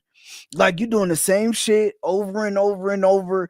All your relationships fail the exact same way, and it happens with women sometimes too. Like, a lot of times too. That's why women will jump from man to man to man. They ain't even take a chance to heal. You know what I'm saying? They just go to go to go to go. They don't look at what they did wrong, and that's sometimes, as men, we fall in the victim to the same shit. We'll just be like, well, that shit's over. All right, bet. This girl giving me some love. She giving me some attention. She giving me the box, bet. I'm going into this the exact same, and you ain't do no self-reflection, no nothing. You know what I'm saying? To go into a new relationship, just open to the fact that you did some shit that was fucked up and contributed to the downfall of that relationship. And it's kind of funny. My first of all, let me tell you guys, back in my day, corn wasn't as easy as it to get right now. We had no internet, and you had to go to the sleazy places with the grease on the floor and all that kind of stuff. You were going to do that, So all I'm trying to say, we glory hole. we didn't have that kind of thing that the Reddit. So back in the time. But my dating relationship is different than I don't think I had too many bad relationships where we were like where it was trauma. And here's something, and it's just me. I don't, you guys don't have to believe me. I never treated all the girls I had the same. Never. Yeah.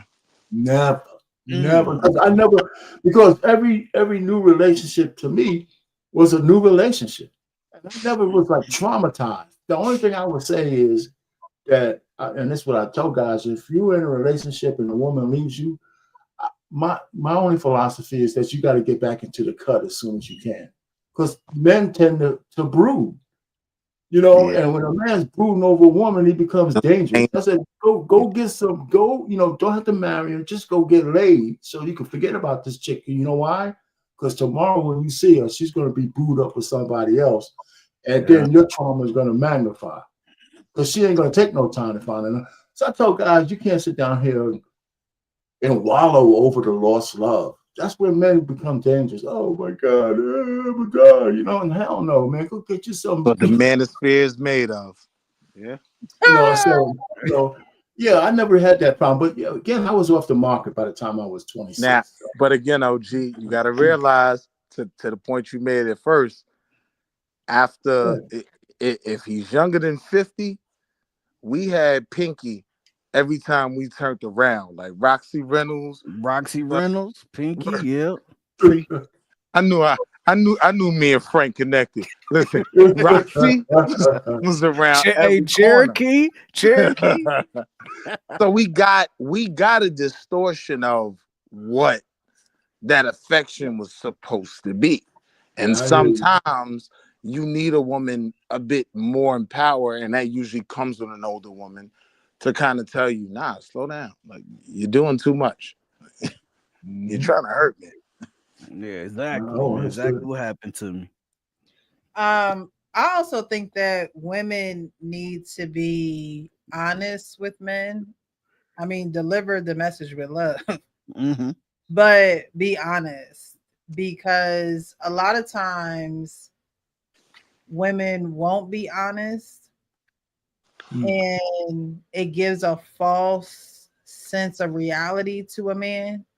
Now, when you say women, I got to be clear on who you're talking about, because these post 9/11 babies, they like me and Frank. These post 9/11 babies done seen things on OnlyFans, and that ain't necessarily it, little sis. You gotta relax. You get what I'm saying? Like, so are you generationally it gets different. Are you saying that they're more bold now? Oh, these little Glorillas? These post 9, I call them post 9/11 babies. My man gave me Glorillas. These post 9/11 babies. Oh no, I quit. I'm good, sis. Go ahead here. Take a couple dollars and just the Uber's outside. That's not even my thing. And older women will treat younger dudes like that. This is how we learn. You know what I mean? No, you go home. Just go home. Okay. Yeah, but y'all feelings, or they just saying y'all not doing it for, like, what do you mean? I mean, there's a level of toxicity, right? That we as me and Frank, 40s, 30s, I ain't gonna put him in my age range. I'm gonna say, because the brother looks good, pause, but I'm gonna say 30s, right? Like, in our age range, we had a high level of toxicity that kind of dictated what we thought women wanted, right? Very similar to what's going on right now. Get them sexy. No, don't get me sexy. Leave me alone. Like, I don't want that. Leave me at home. Leave me at home. So Wow. I think I got my first dose of it when I got to high school, and the girl told me, I move like a nigga. I hit who I want, and that's just that. That way they can't treat me like a hoe. Like that, I picked you out, so you can't. Yup, I picked you out. Now you can't treat me like a hoe. Like I'm treating you like one. That's like she didn't tell me that, but that's just what she said. Okay, so they're I used to love to break that down. I used Salute to that love crack. You're reckless with their mouth is what y'all are saying, but I'm talking about when it legit comes down to the sexual encounter. Like, okay, yeah, it comes down to the sexual encounter. I don't think that women are being honest with men, and a lot of it could come from the corn phenomenon because those women can't be honest with the men that they're having sex with because they're getting paid for it, right? And so a lot of women know that there is some type of exchange that's going to happen between a man and woman. Like Coach Ferguson said, you're going to have to meet me halfway. I ain't coming in there changing no wires, no tires, no, microwaves, nothing.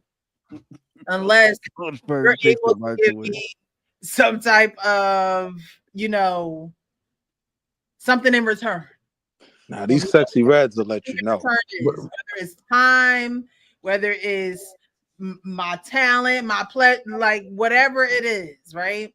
So what I'm saying is that women aren't being honest with men. One, because they probably don't even know how to have the conversation with a man, other than being that brash and honest. Like, you act, I can't do it. I don't know those type of women that's just straight up. Like, that's what what you can pretty much tell if you was on your A game with a chick or not, man. I mean, you can. I think you can. We know that women fake it, but again, if they like you, and if they like you, you're gonna get a pass. You're gonna get a pass. But like, say that? I like you don't mean I'm not going to be honest with you about. Hold on. Let me finish. If they like you, they may not tell you anything, but they may give you another shot. That's not real. That's not. But that's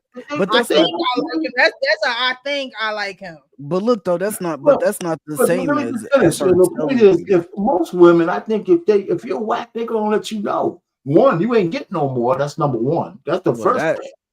That's the first thing. If you ain't no good, you ain't getting no more. That's a fact. Well, that's a tall tale sign. She just ghosts you. She ghosts you. I think many of them don't know what they want.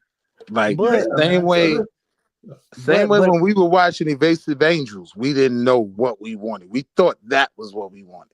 But look, but go. I was about to say, but approach the conversation as it's from a woman who actually what I'm saying is the same way me and you thought we wanted all that Evasive Angels, and then when it got normal, we liked that a bit better.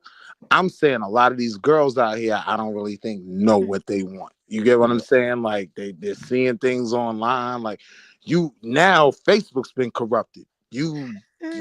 Every other scroll is something crazy, and Twitter X, right?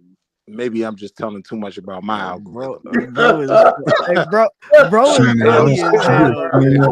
Big bros, don't do that to me. Shani, can you explain that? Shannon Duncan says women think our feelings need as much protection as theirs, and in some areas, it does. It does, and that's okay. Is Shannon a man? Or what? I think Shannon is a man. I think that Shannon is a man. I think, and there's nothing wrong with a woman protecting a man's feelings, because honestly, I would want to protect your feelings, but still tell you the truth. Like, you can't protect my feelings. I rather if a woman that I'm dealing with, and this is, as I can only relate it to me, because the women that I deal with, it didn't matter if they was gonna protect my feelings or not. I was protecting my own feelings. Right. Now I would expect my wife to be honest with me about the situation so I can make a decision not based on my feelings. I said all the time, when it comes to dealing with people, whether if y'all was in a group with me, I don't bring my feelings into it. I'm gonna work with people as they respect me and we communicate and I respect them. That's how I deal with people. My feelings are for my wife and my dog and my kids and my family. You know what I'm saying? That's how I look at it.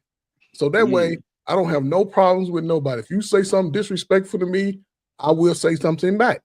Facts. And I'll move on. That'll be the last time we ever drink a beer. If I go to a woman's house, she come to mine and she disrespectful, I'm gonna make sure she get out. I'm gonna lock the door. I'm gonna delete her number, her address.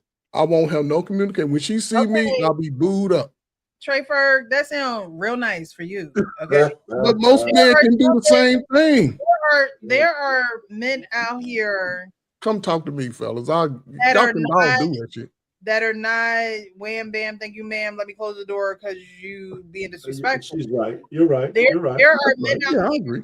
and this is why women are scared to tell some men the truth. There are women who are scared to give men their number. But it doesn't make sense, Precious. Most women are telling their brothers the same story. Yeah. They cussing their fucking brothers out in the house.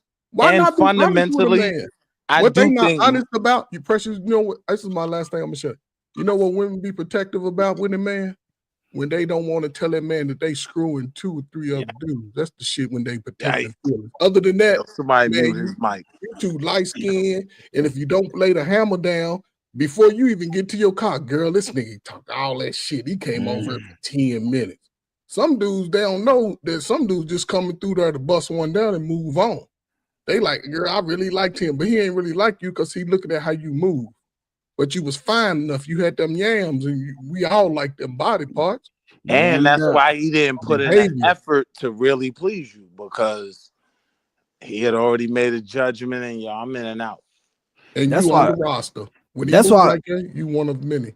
That's why I was approaching the conversation from a place where that person is in, like, that person likes you or that person wants you. That's why I feel like you have to have healthy conversations around that too. Like, you got to be able to tell each other, hey, you know, like when she tell you, like, I like when you touch me like that, you know, or I like massages, or, you know, and things like that. Like, when your woman lets you know those things, then, you know, I think that definitely, like, you should take heed to those things and you know, and be okay with making your woman feel good. I think when he was saying, like, dang, like, I didn't really want to do this shit, like, you pretty much like, yeah, like, did to me, like, did you not like your woman?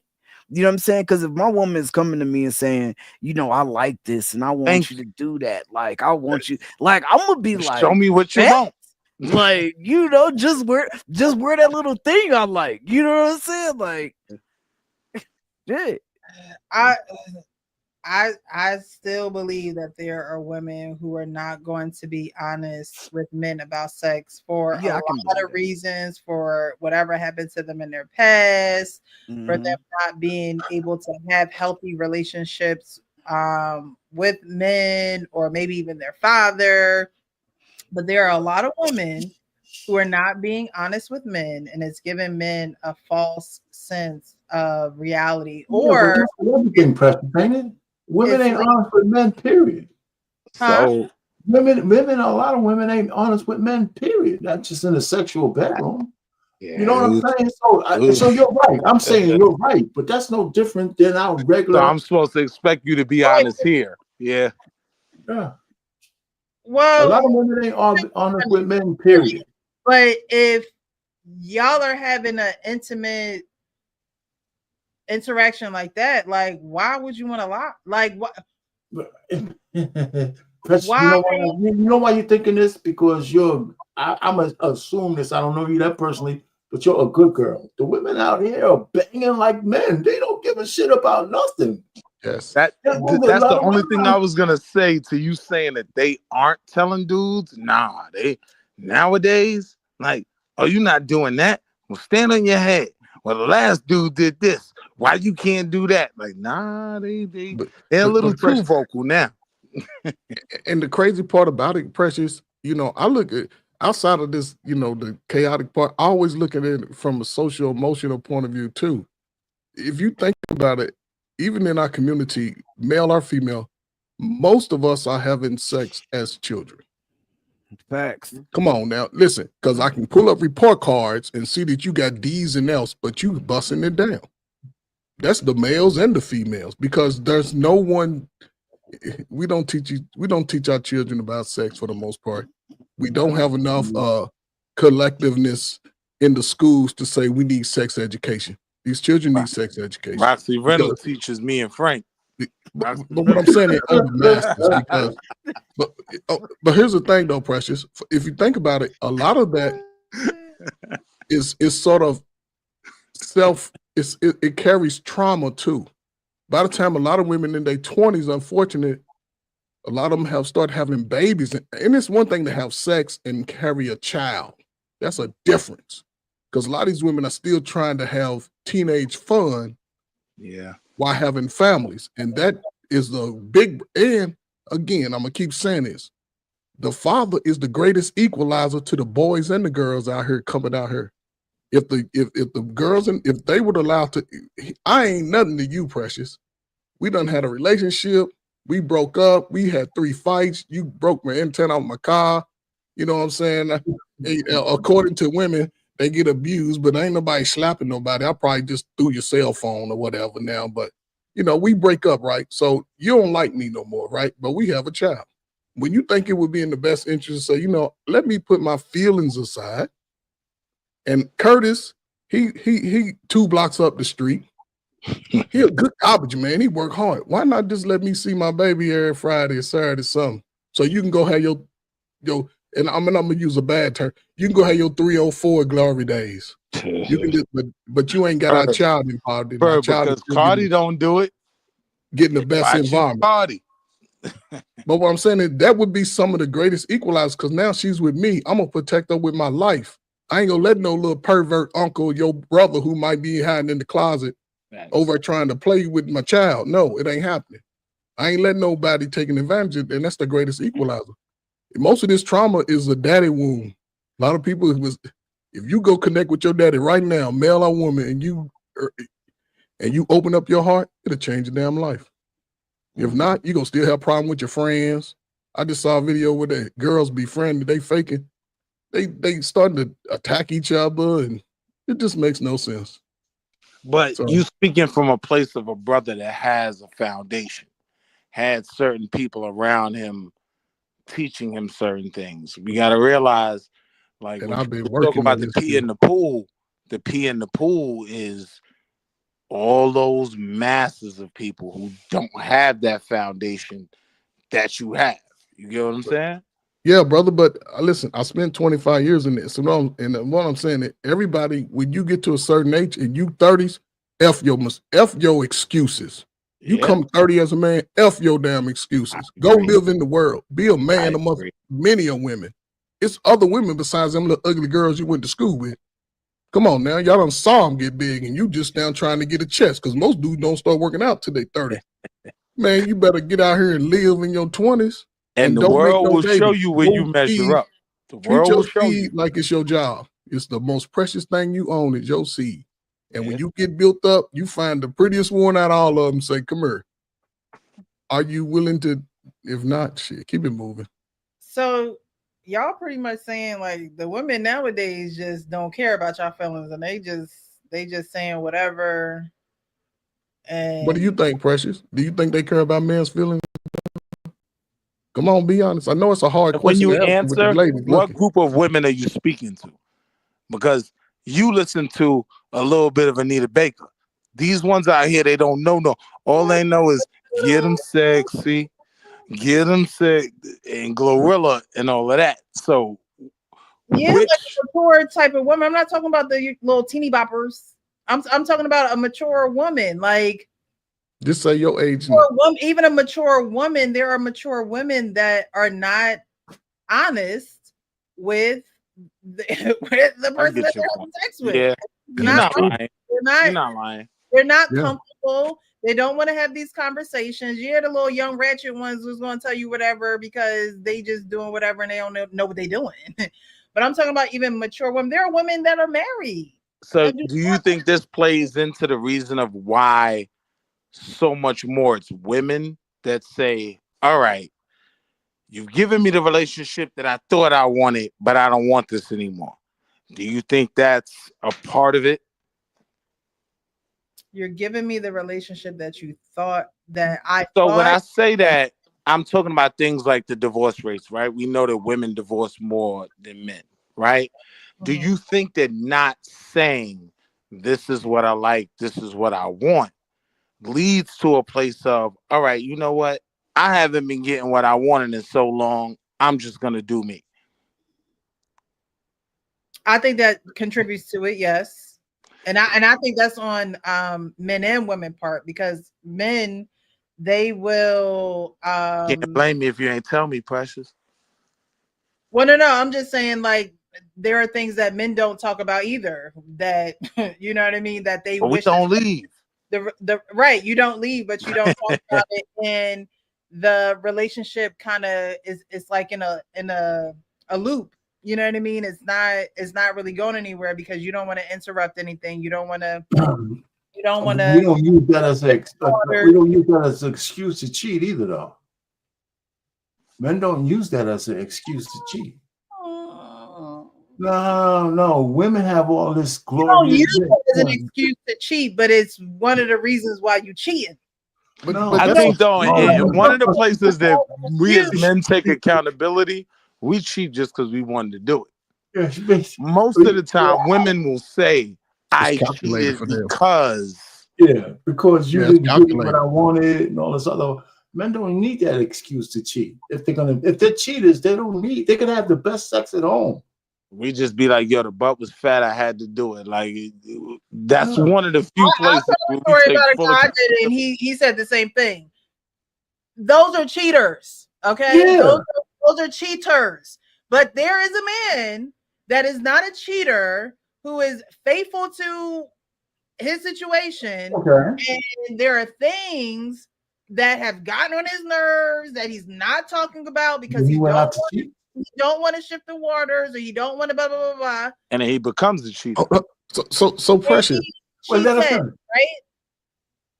He cheated because of that.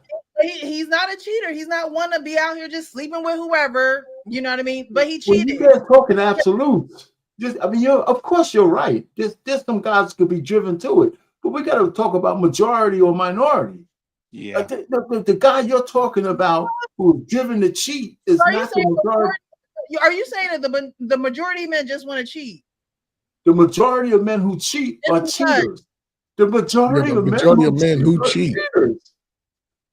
The majority of funny. I have to give him that because no matter what me and my wife are going through, if we're not speaking or not, I'm sitting down here on the bottom floor on this podcast with y'all. Like men.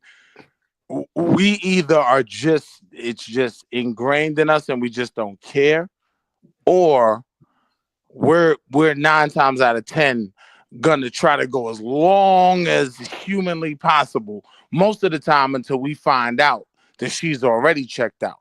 Women a lot of the times use the reason that I wasn't happy, so I did.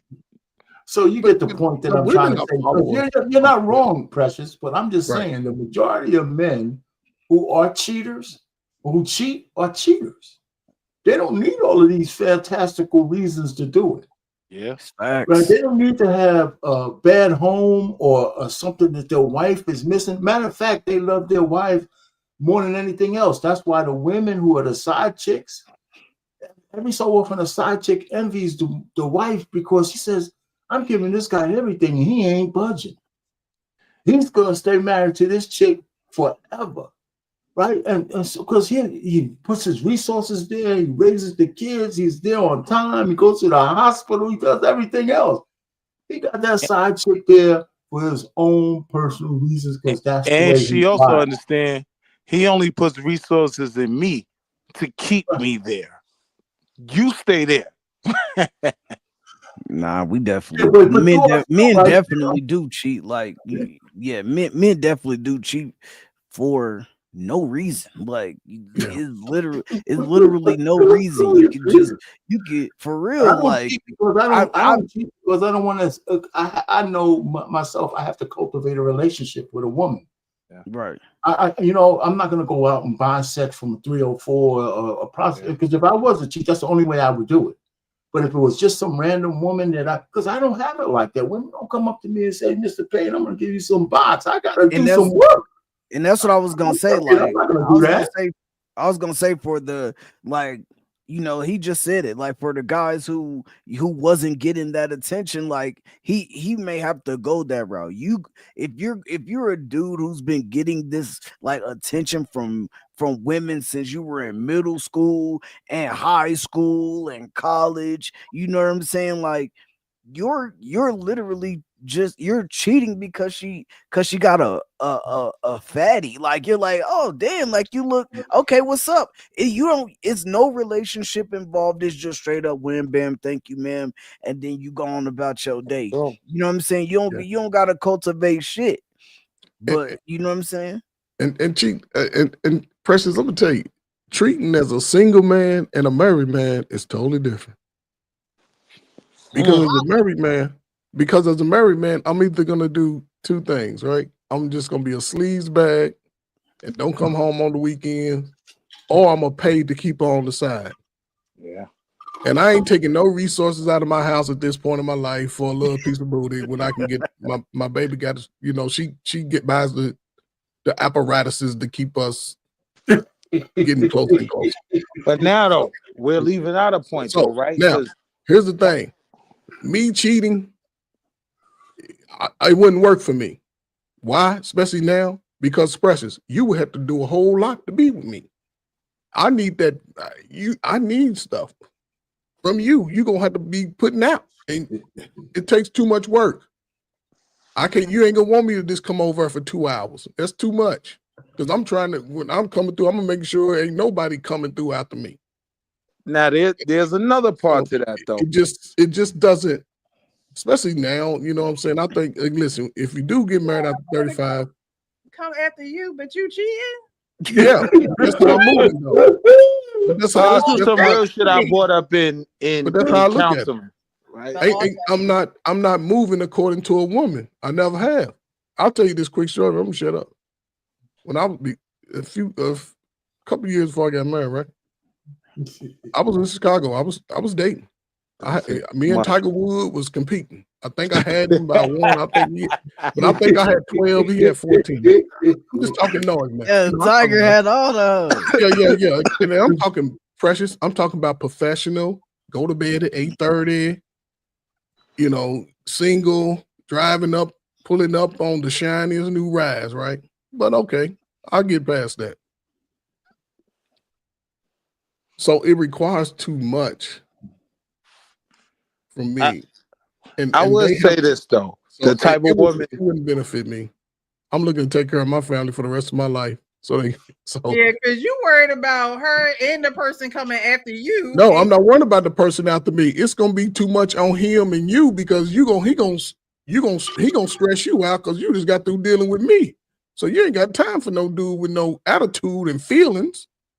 But there's some real shit that I would say specifically, right, to women of your quality, Precious, right? Y'all getting y'all feelings and y'all don't want to fuck with us just because y'all don't want to fuck with us, right? Oh, I mean, mess with us. I ain't mean to mess with the algorithm. Y'all don't want to mess with us, right? So I'm not in the mood. And, oh, he didn't do this, so I'm not doing that.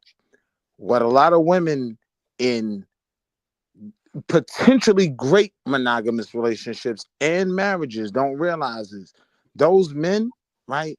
They're in a desert, right? With no water, right? And you have the water. You have a whole pint of good water.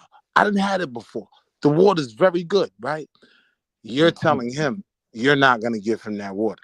And you keep telling him that, and he's in the middle of the desert. He is about to be famished, right? Like he's about to go out from dehydration, right?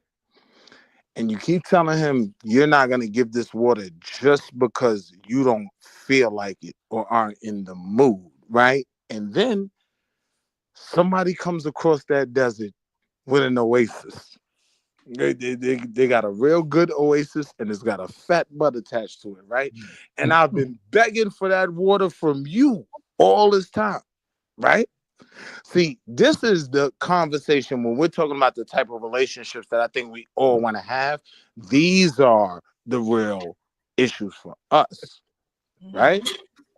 You keep telling this man, nah, I just don't want to give it to you. He is in the desert, like starving. It is day 8. I am about to be dehydrated. Stop playing with me. But you want to keep playing with the water, and then somebody comes across the desert on a camel. Okay, he is the real victim. Okay, he is. He tried to wait for your water. You just wouldn't give it to him. And he seen you sitting there with a whole gallon of water. Just give me a little bit of that water. I'll be good. I could go to work for another 40 hours this week. I could be recharged. Women, unfortunately, do play with sex a lot with regard to relationships. And that can lead to cheating as well. I do agree. I do agree that, women withhold sex. A monogamous man is in a desert.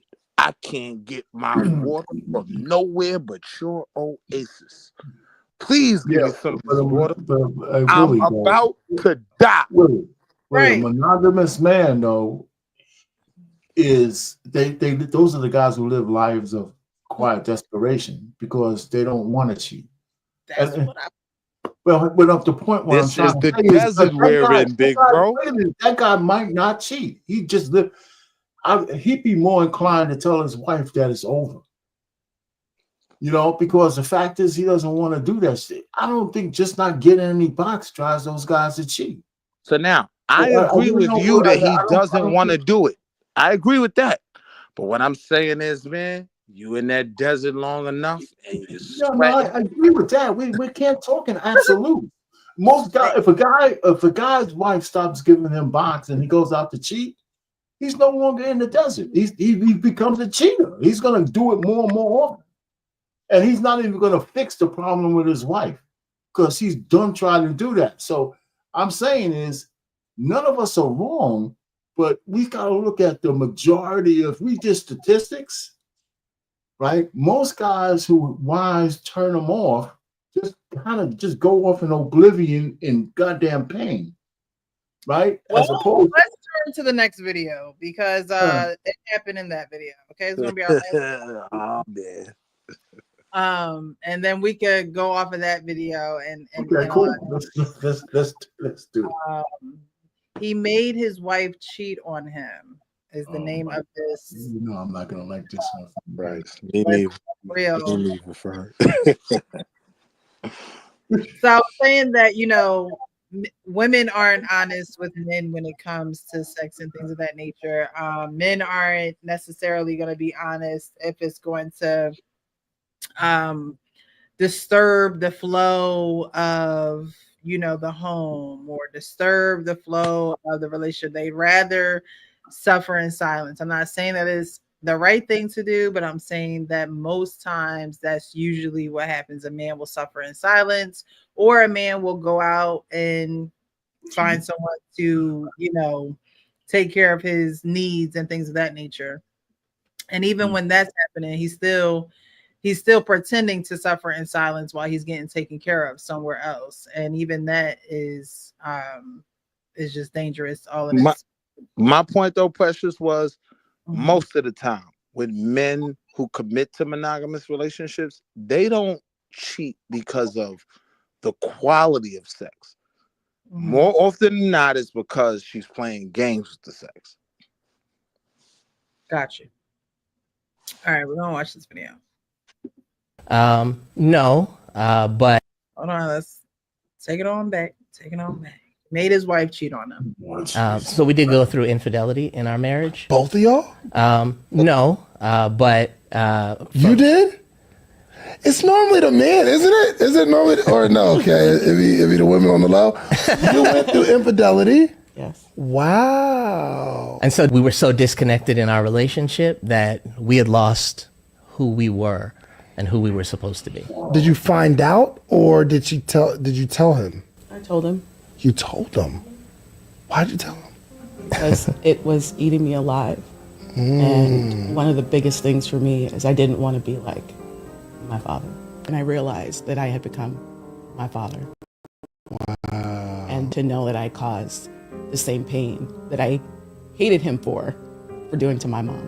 Oh, and gosh. I realized there was a lot of unforgiveness, a lot of unresolved issues because of the physical, verbal abuse that I experienced as a child, and then the sexual abuse that I experienced as a child. And all of those things had come to a head, and I was like, this is not who I want to be. Wow. Yeah. Yeah. What was it like leading up to that, having that conversation? Panic, fear, like my life is over. I have ruined the best thing that ever happened to me, which is my husband being my best friend. That was one of the things that stood out to me about him, is he was different than any other man that I had dated. You know, I know that we were young when we got married, but I had dated before, and he was so different from anybody else. And it just like, it broke me inside to know that here's the best thing that ever happened to me, and I ruined it. I really am not good enough. I haven't earned the right to be with somebody as good as him. Set a scene for me on how this conversation came about. I knew beforehand. Really? Yeah, you do. You know. But because I was so disconnected, I was able to put that thing on the back burner, like whatever. How did you know? When you're a couple and your life together and your intimacy together, you know when that's not right. You know, my wife traveled for business, and so I'm not saying that everybody who travels for business is stepping out. That's not what I'm saying. But you know, I understood that the things I knew I wasn't meeting certain needs in her life, and so for me, I'm like, how are those needs getting met? Wow. And so, you know, I just, you know, really started to contemplate those things, and I knew. I was like, there is someone else. But I never confronted her about that. So when she came to me and she told me, that brought like a certain level. Obviously, anger came out in those moments, but that brought the challenge to me of, now I have to contend with this thing. It's one thing when you think you know something, but you can just backburner that thing in your head. Yeah. It's another thing when it's right in front of you. Now you have to deal with it. You got to really confront it now. The fact that you're taking ownership on multiple parts of this is kind of confusing to me. Me too. I mean, one, you're saying, well, I knew her needs weren't met. Her needs need to be met, and somebody else is probably meeting those needs because I'm not. And the other part was like, yo, I'm internalizing it, and this is making me a better person. Bruh, I'm leaving. Hey, boo, I love you, okay? But I'm leaving. I can't in my mind justify someone hurting me in that way and me saying it's my fault. But I guess that's why y'all been married for 20 years. Well, to be clear too, like there are two people in a relationship. Yeah. And when somebody cheats in that relationship, there are people who are just not good people, right? Yeah. And so they make terrible decisions, and they will continue to do that probably forever. But then there are people who make a mistake. And usually when that mistake happens, something is at the center of that thing. So, you know, no, I can't be responsible for the decisions that Sabrina made. I got to be responsible for the decisions that I made.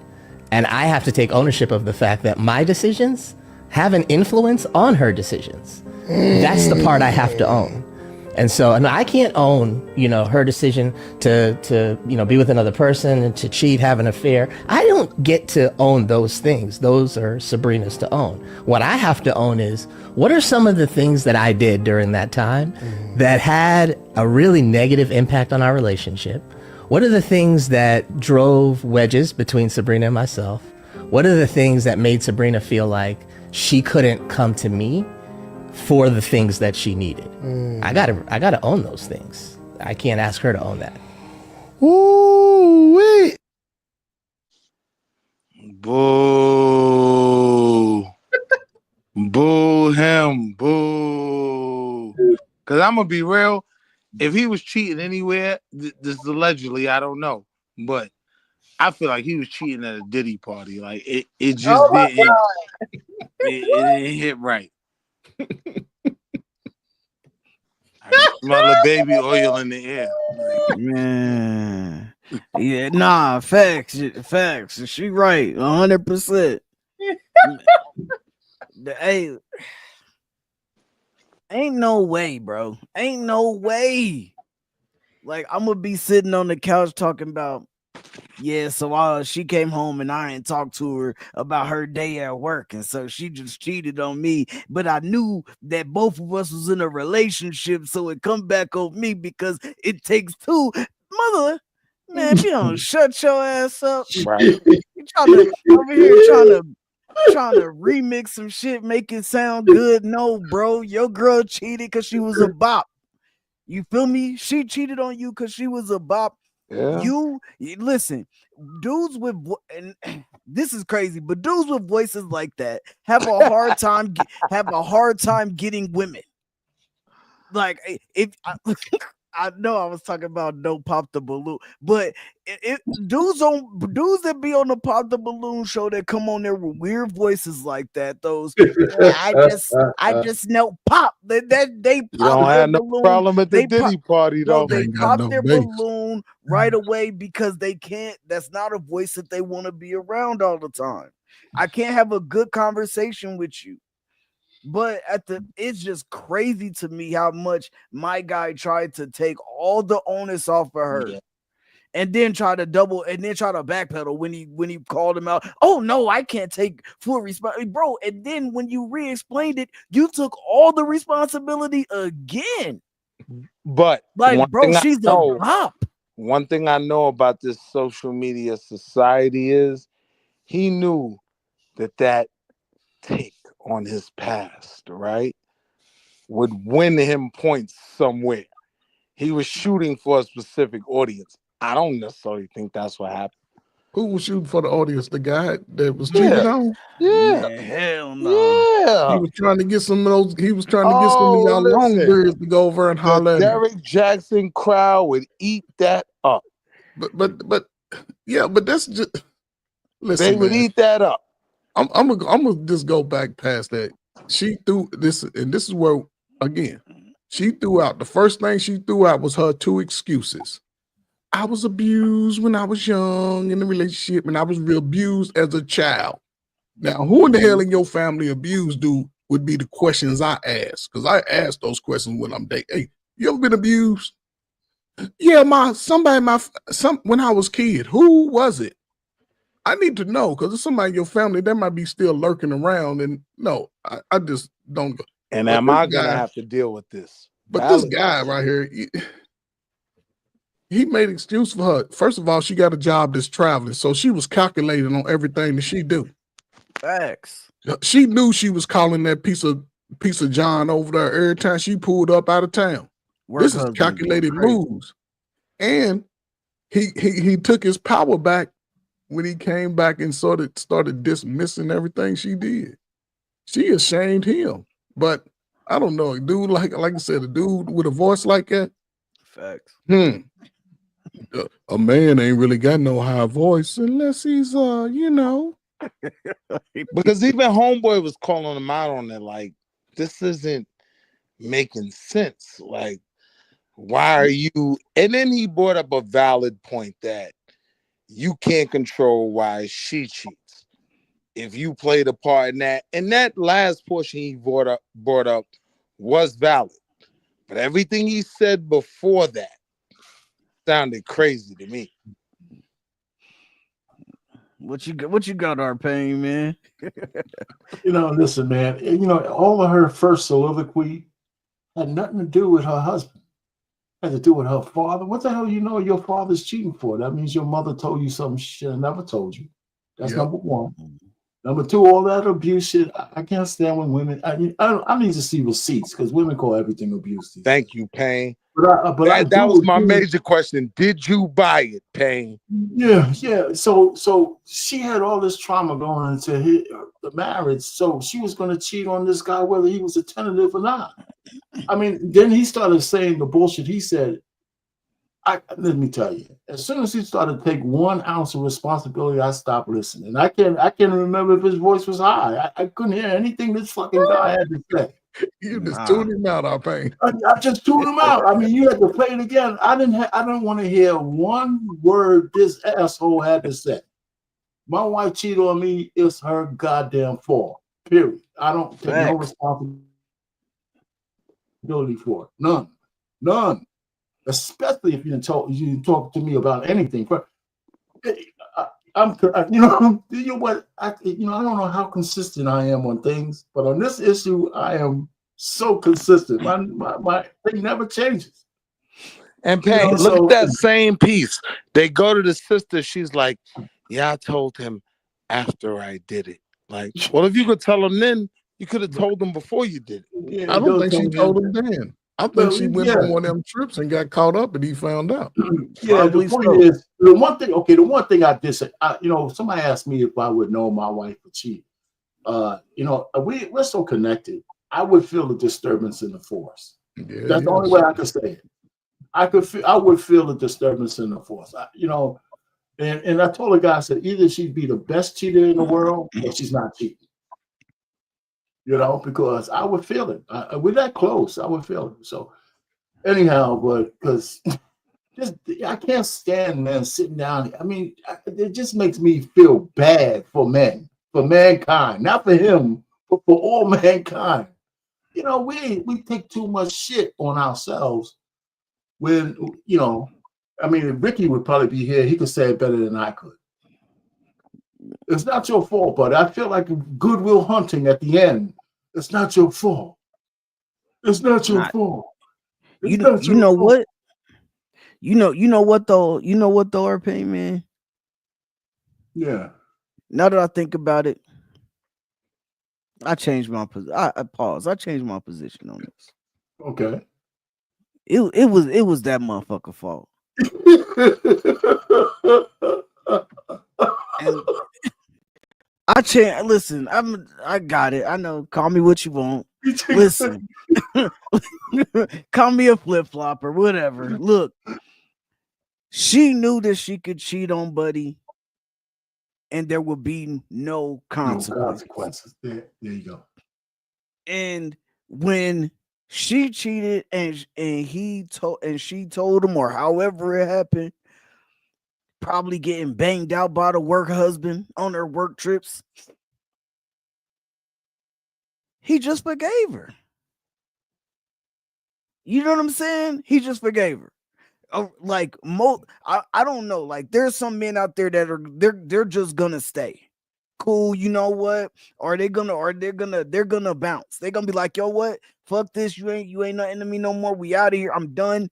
And that's just that. But a lot of dudes be lying. And he probably was one of them. Oh, yeah, my girl ever cheat on me, dog? Because he was around other men. Yeah, my girl ever cheat on me, dog? I'm out that month. Now she on the couch telling the world that she cheated on you on work trips and you forgave her and y'all been married for 20 years. Bro, no, it's your fault. You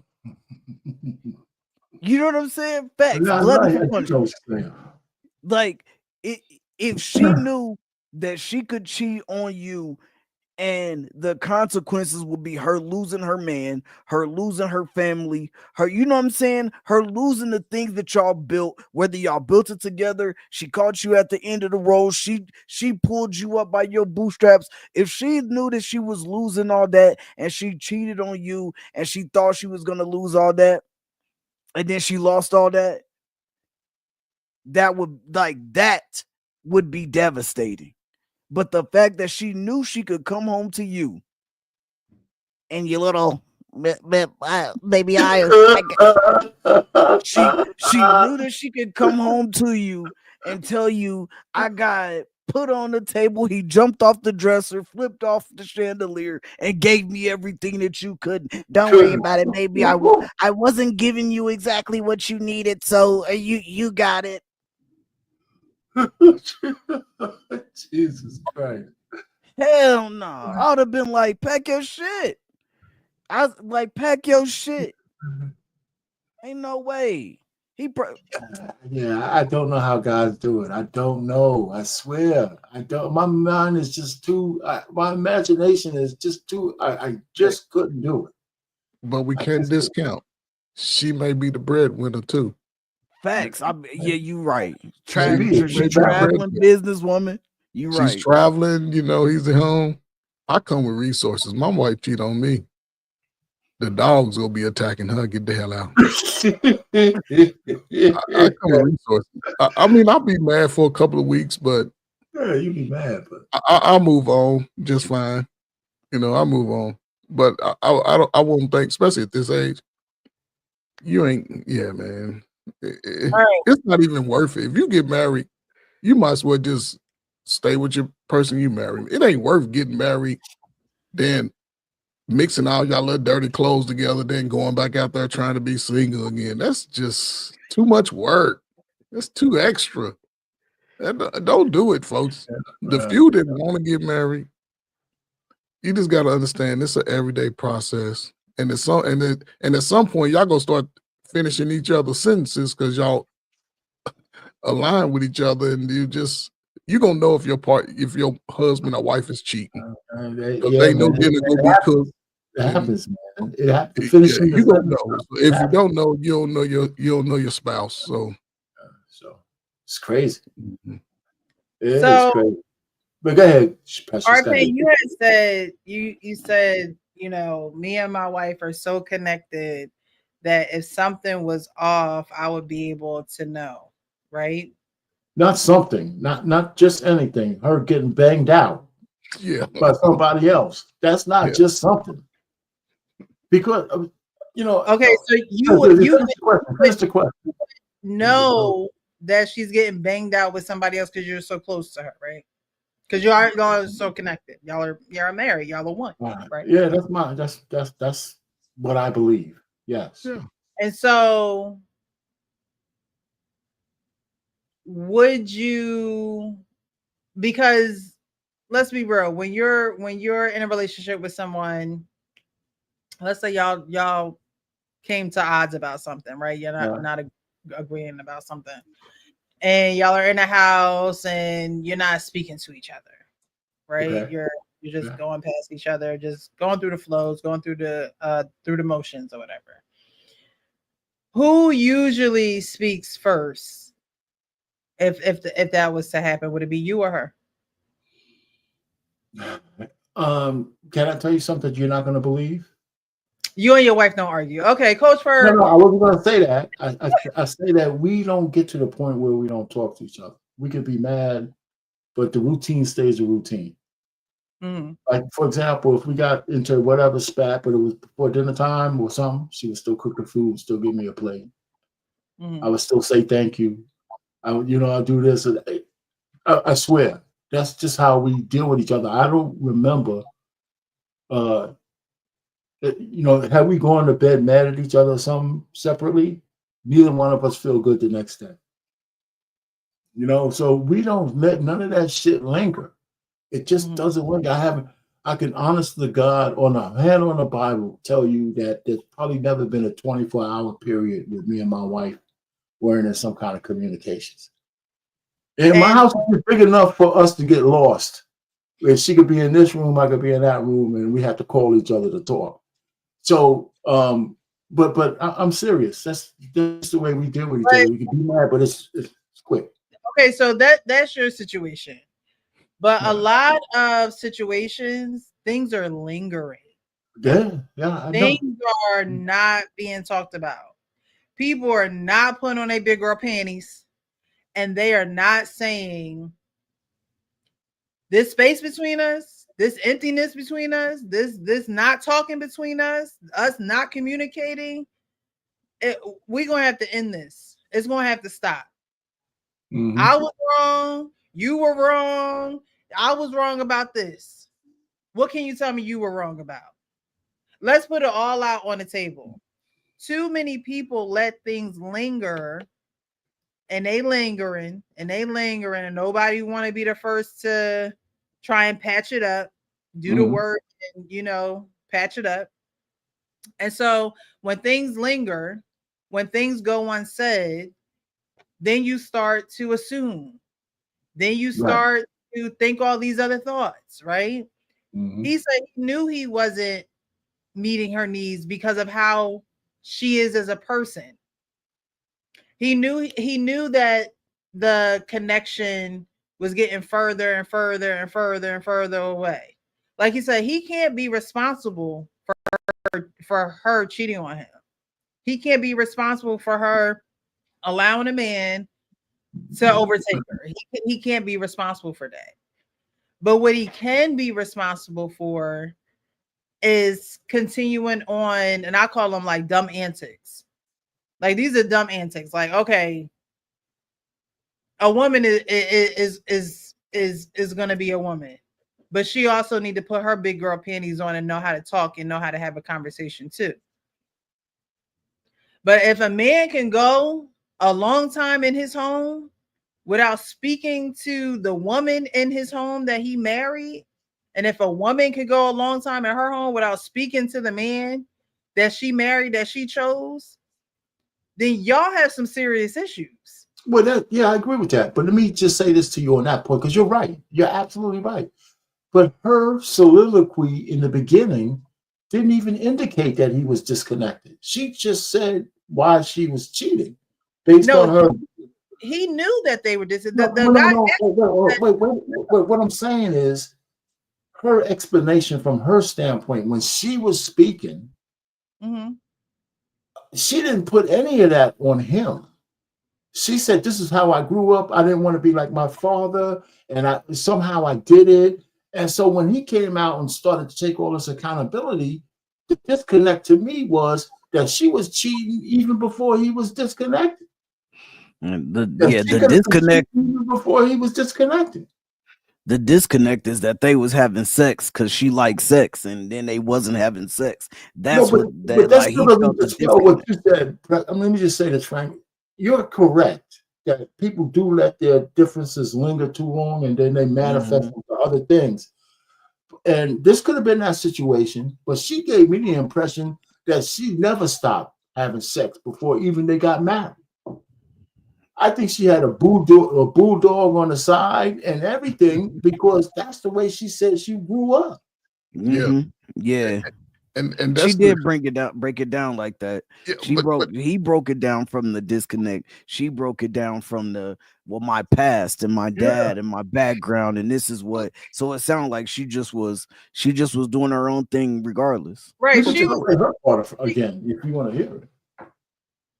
Yeah, let's actually, because see it, watch it again. Yeah, let's get that. She just started talking about so we did go through infidelity in our marriage. Both of y'all? No, but you did. It's normally the man, isn't it? Is it normally or no? Okay, it be the women on the low. You went through infidelity. Yes. Wow. And so we were so disconnected in our relationship that we had lost who we were and who we were supposed to be. Did you find out, or did you tell him? I told him. You told him. Why'd you tell him? Because it was eating me alive. And one of the biggest things for me is I didn't want to be like my father. And I realized that I had become my father. Wow. And to know that I caused. Now, did you hear the BS right there? No. She blamed it on her father. Has nothing to do with her father. It's her own decisions and her own choices. Then, right after she says this, she's going to say, go ahead, play. Yeah, play. Watch the second excuse. Caused the same pain that I hated him for doing to my mom. Oh, and I realized there was a lot of unforgiveness, a lot of unresolved issues because of the physical, verbal abuse that I experienced as a child, and then the sexual abuse that I experienced as a child. And all of those things had come to a head, and I was like, this is not who I want to be. Wow. Yeah. Yeah. What was it like leading up Well, to that you having stopped that it right there, conversation? right? So I'm thinking that she went into that marriage with she went into that marriage with those skeletons in her closet. So I'm surmising that even though she loved this guy, he looked like he was a guy that was in her friend zone, by the way. If you hear how they talk, he's my best friend. You know, he was in the friend zone, probably looking sniffing at her. I call them random male orbiters. That's what he was, probably a random male orbiter. And she finally gave him a chance, but she probably always had bulldogs all around her that she was banging out because of all of her trauma. So when she married him, you know, he was just a guy who was maybe helping with the bills, the person she could cuddle up with. And, you know, he grew on me. You know, when a woman tells you she grew on you, don't marry him. You know, he grew on me and all that. No. So that's just my interpretation, but I'm biased. Not that I'm I biased. definitely I what I put when soon as he spoke about the situation, he spoke in we the whole time. Yeah. We was this, like we was this and we was that, we was this. But then as soon as she starts speaking, it was just about, oh yeah, this is I, like, and this is what I experienced, and this is how I felt, and this is why my mom, like, it was all about her. It was like, it wasn't about a we type of thing. He married a broken woman. Yeah. He Yes. married a broken woman. And she disguised that brokenness, but she displayed the brokenness in her actions. She disguised it until she was exposed. Now I was broken. Who did something to you as a child? That's the crazy part. You can't use that. You're an adult. You didn't get no help. Well, I mean, After. right? She didn't get no help, so that's why she's still using it. But that's no excuse. You know that, right? It's not an excuse, but when people aren't healed, they remain broken. That's true. That's true. Like, it's not an excuse, people. but at the end of the day, if you're not going to heal, you're going to remain broken. So it does become your crutch when you don't take the active steps to go get the help that you need, right? And so obviously, so I did hear what you guys heard by playing it back, right? And so how do you think that she disguised this with they're married for 28 years? So how is this being disguised in the marriage? Because he loved her. Because he loved her. Because he loved her and he ignored all the red flags. You know, and she gives me an impression. If she was a traveling person, she traveled in multiple places, so it had to be more than one man. She might have been banging them out in every port, you know. So he ignored a lot of stuff. And then, you know, it's not hard for a guy who, you know, marries a woman and his position is tenuous. So he don't look like a leader to me, right? So he's going to forgive a lot of stuff. And when he found out, because I agree with him, he probably felt the fact that there was some disconnect. She probably had sex with him when she wanted to all the time. Or if she didn't want to, he went to bed blue ball, you know.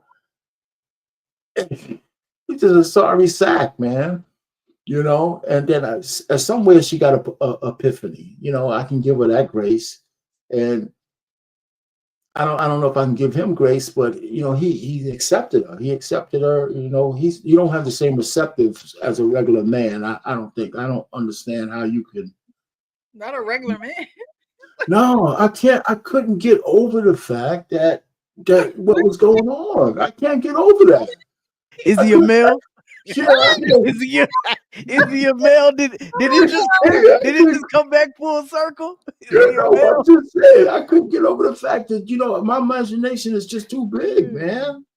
It's just too big because, you know, when a woman cheats with him, she's giving that guy every fantasy she could possibly have. No holds barred, man. I couldn't get over it. I could not get over it. I couldn't get over it. Yeah, I don't even know. That shit was the whole thing is just crazy to me. I'm telling you, man. Okay, so would it be different? Okay, because I already know. I mean, banging her back out. That's how he explained. That's what it is. Right. Would it be different if she went to the mall and spent a whole bunch of money? Would that be a different story? Would you forgive her then? Yeah. If he went I can fix that. half the savings. Oh my God! I just spent money on shit. No, I mean, no. If she squanders some money, if she just, obviously that ain't. Yeah, we can get that worked out. But she I gonna have to pay can work that. that out. I can work that out. But you know, for me, that's a different kind of problem I can fix. I can fix that problem. I'd be mad as hell, right? But I can fix that one. Yeah. Right? I know I could fix that one, but the other one, knowing what you do to your wife or your woman, the thing is, you know, he ain't gonna have no respect for your girl. You see how Arpain, and it's crazy because I'm going to speak on the same thing. You see how Arpain saying he just blanked out when the dude just started going into film mode? Listen, let me tell you something. The one picture in his mind that he could never erase is his woman getting banged out by another man. I don't care. That's a vision brothers can never erase. And doing all those dirty things that you won't do because you respect her a little. No, I'm doing all that. But you know how it be sometimes. No, I have heard a divorce lawyer say that men be talking like they leaving, but men that get cheated on don't leave their relationship. But he has too much. He has too much to lose if he leaves. He has a lot to lose. A guy that's been married for a few years to a woman, whether they building or he has too much to lose because that same court, that same lawyer that told you that, if he was on her side, he could be like, we're going to take half that shit. So here's the scenario, Precious. Here's how I get past that. Even if, you know, I understand about the economic analysis you have to do, but my wife's life would be such a living hell, she would leave me. You hear me? It would be, you know, we couldn't coexist in the same house. Hell no. So even if I'm not man enough to take the hit because I'm gonna lose everything, she's gonna leave me and take everything because she wouldn't want to be around me no more. Not because I'd be physically violent, but I would just be a blank shell of myself when it comes to her. There's no forgiveness. I wouldn't forget. I wouldn't forgive mostly because I couldn't forget. That vision. And every time I look in her eyes, I can see her like, you know. Understandable. I think my question primarily is, you know, when you're in a relationship with someone and you both know that the relationship isn't right, there's something not right about the relationship, where is the accountability of not fixing it? And that's on both ends. You know what I mean? Like that's on both ends. Like where is the accountability for fixing the relationship? Are you waiting for the other person to do it? Or because you know, because you're in this relationship, that something needs to be fixed? Because again, men are okay staying in misery if they could still, you know, function. They could still go to work. They could still come home. They could still go to the gym. They could still, you know, do the things that they need to do and be okay. But at what point does it not become okay not fixing what's going on in a relationship? And I think that's what I was hearing him say. I was hearing him say, like, I knew that there was disconnect, but instead of, you know, confronting that disconnect, I put it to the back burner because I just thought that I could just put it back there and it'd be all right. Yeah. But let me just real quick. I mean, you've heard me say this plenty of times on the Planos, the men's show. I don't let those things linger. As a matter of fact, between me and the wife, I'm the one who always makes things. I reconcile before her because she's got a different kind of attitude. Mine says not a bad attitude, but she doesn't like confrontation that much. Mm-hmm. Right. So if there's something wrong, even if it's my fault, I'll say, or even if it's not really fault, it's just something that's not right. come to her and say, let's talk about this, you know, and tell me. And sometimes I have to drag shit out of her. Right? I have to drag it out of her. Even if it's, you know, tell me what you think that you want me to do. Or what you want me, or what I'm not doing. What I have to bring it out of her, because I don't have any trouble telling her what I need from her. But I do know she has trouble coming back to me that way. So I have to offer. You know, and I do that. I mean, you know, the one thing, it sounds crazy to a lot of people out there, but you know, we've been married for a long time. There's a reason for that. This shit just didn't happen. You know, it's a reason for that. You know, it's because we don't let the stupid shit of the world get between us. Yeah, that's true, man. That's why I salute you, man. I salute a marriage like that. I'm trying to be in that space.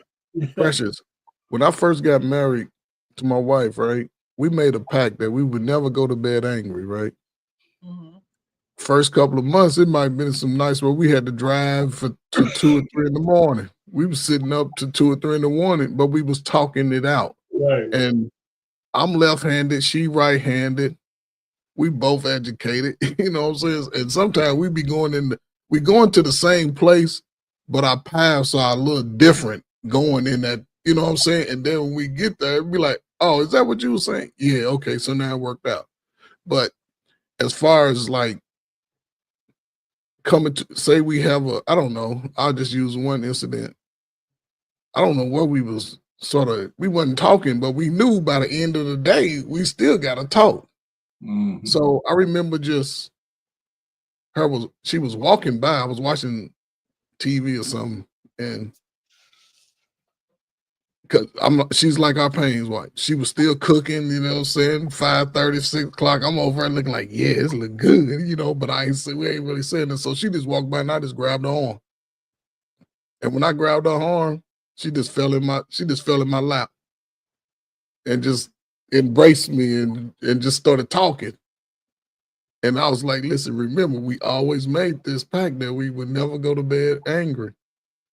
And it's like, since that time, this was sometime, it was last year, because we had moved and, you know, it was a few things going on. Everything was just sort of in chaos at the moment, but, you know, we was taking care of business, but sometimes miscommunication. And once I did that, it's like, since that time, it's gotten even better. Our relationship has gotten even better. We only had to talk sometimes. We'd be like, I was thinking the same thing. Let's do it. You know, and there's so much that's good fortune that's coming to us now. You know what I'm saying? That I wouldn't take no chance on risking it for, as y'all say out here in this dating pool, this cesspool that's out here, taking my resources to another woman that I know I'm not going to give energy to. You know, I'm not going to do anything like that. And I can put everything I have that she wouldn't do it either, because she be telling me about the crazy stuff like, shit, I just be single forever. I'm like, well, when I go, you ain't got no choice. But you can choose to do what you want to do if I go. But in the meantime, shoot, she tells me her location everywhere she goes when she leave the house. She wants me to know. And that's part of me protecting her, because I need to be able to get to her if something happens. And I'm not worried about, I don't qualify for no women in the streets. I don't even see women like, oh, you know, she's showing me the pictures of the yams. I'm like, what's wrong? What you doing? Well, you know, I know you like it, and they keep you motivated, yes. And she pays the dividends, you know, on the nights and everything. My wife be in bed by 10 o'clock, 5 days a week. And I done slept, woke up, had a little fun, then get on YouTube all night. That's my day. So. Yeah, man, my wife is gone. But you know, I'm at that age, man. I don't have the kind of issues that, you know, people have, and I'm not worried about my wife here and there and stuff. I mean, we both out in getting into the sunset ages and shit, man. You know, if she's out there cheap, more power to you, baby. Because I don't because she ain't. But the point really is, I mean, we passed all of those formative years where, you know, we're just doing, I mean, we're like in a jet stream of our marriage, right? I mean, we're, you know, when you're in your 60s and stuff like that, the same old things that, you know, there's just, I don't even know how to explain it. I don't even want to say the word bliss, you know, She goes to church. We pray. We do this. We do that. You know, I cook some dinner every Sunday. I get the girls come over. We sit down, talk. It's, you know, I don't know. Our life is boring. You know, I mean, we do stuff, but our life is, you know. Say that again. I said, there's nothing wrong with a boring life. Yeah, you have a life together, and you make it what you want it to be, and your life flows the way that it flows because that's the way you want it to flow. I wouldn't necessarily say you have a boring life, but well, I say boring. I mean, we go places and do things, but I mean, it's no like the excitement. People, you know, I don't know, people out there just partying, popping bottles, and all that kind of stuff. yeah, that's I don't understand it either.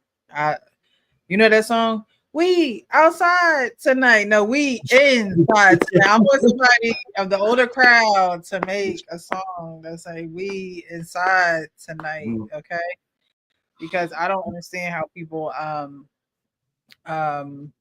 still live like that college life. Like, I mean, like if you ain't get that out then, what makes you think I don't understand it. Because I know I do have to fight myself from being reclusive a little bit. My wife likes to get out because she's still working, so she's out there. But you know, so we got a couple of trips planned.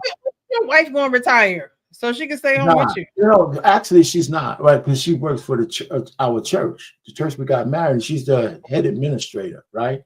They pay a little bit of money in there, but the reason why she's not retired, she might want to in a couple of years, but it's not going to be a retirement. She's still going to go there. She's still going to go there. She's still going to volunteer. She's going to do something in the church, so she might as well get a couple of pennies for it, right? I'm not making her do this, but she's doing that. But she's not retired. She's working for the Lord. She's never going to retire from the daggone place. She might not be the head administrator, but she's going to be there probably 3-4 times a week, no matter what. So she might as well get paid for it. You know what I'm saying? Yeah. I mean, she likes doing it. She likes doing it. I mean, at least she is doing something that she enjoys doing.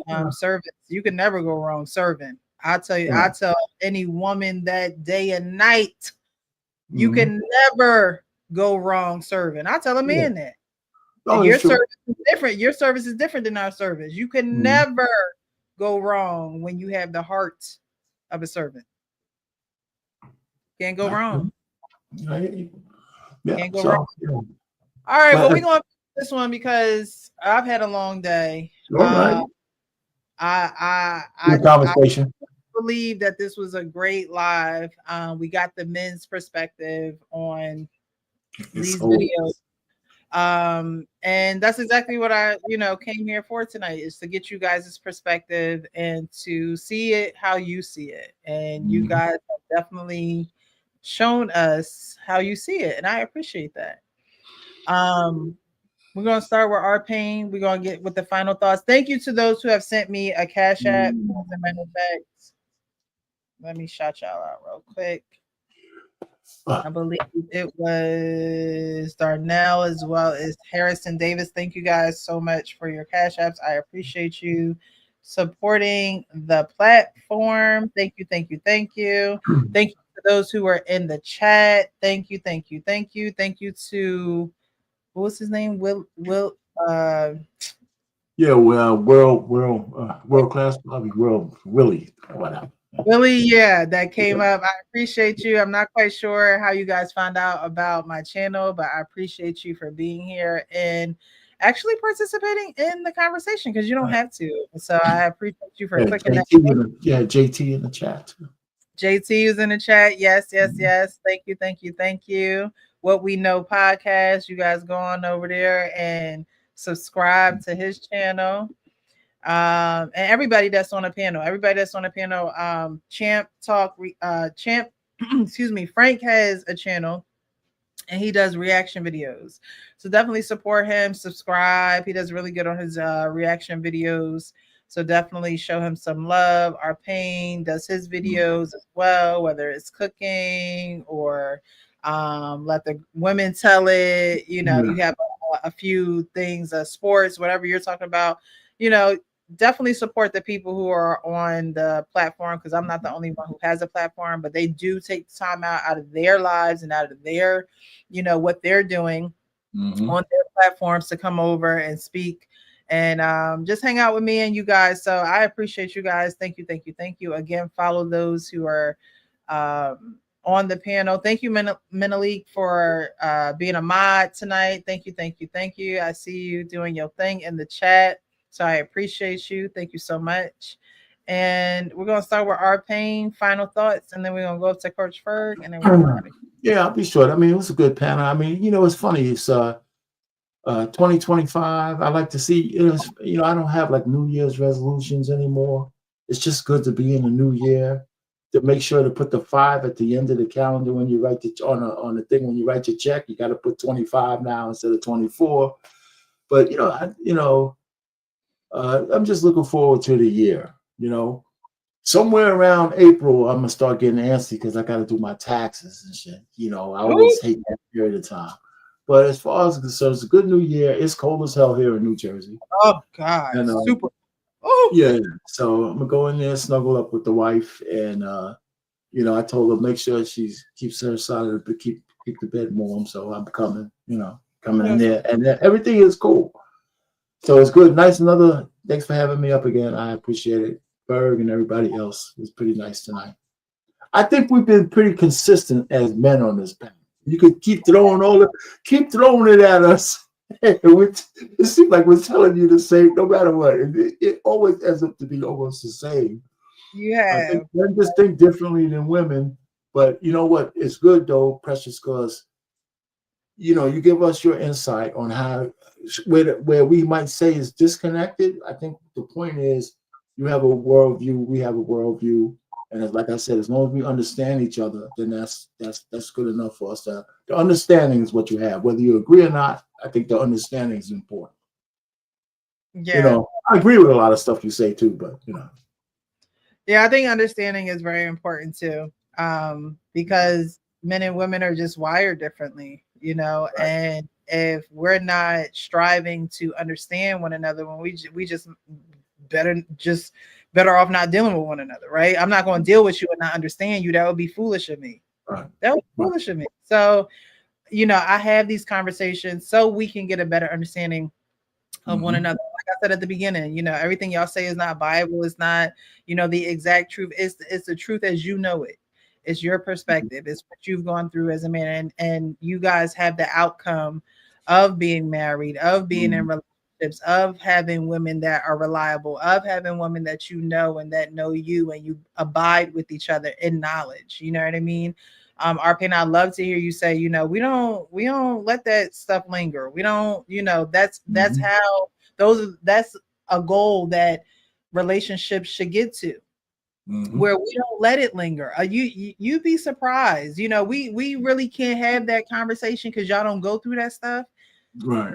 But let somebody go, that's going through that, come on here and say, I just don't know how to get through to him. I don't know how to get through to her. We have these conversations that never go anywhere, or we have these conflicts where we can't get a resolve to it. And what may seem easy to you is like calculus to someone else. Like, what I mean? They can't seem to figure it out.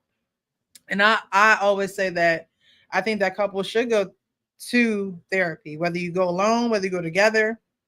You definitely want to go alone, because if you don't go alone, you're going to end up like this woman who cheated on her husband because she was broken from her childhood.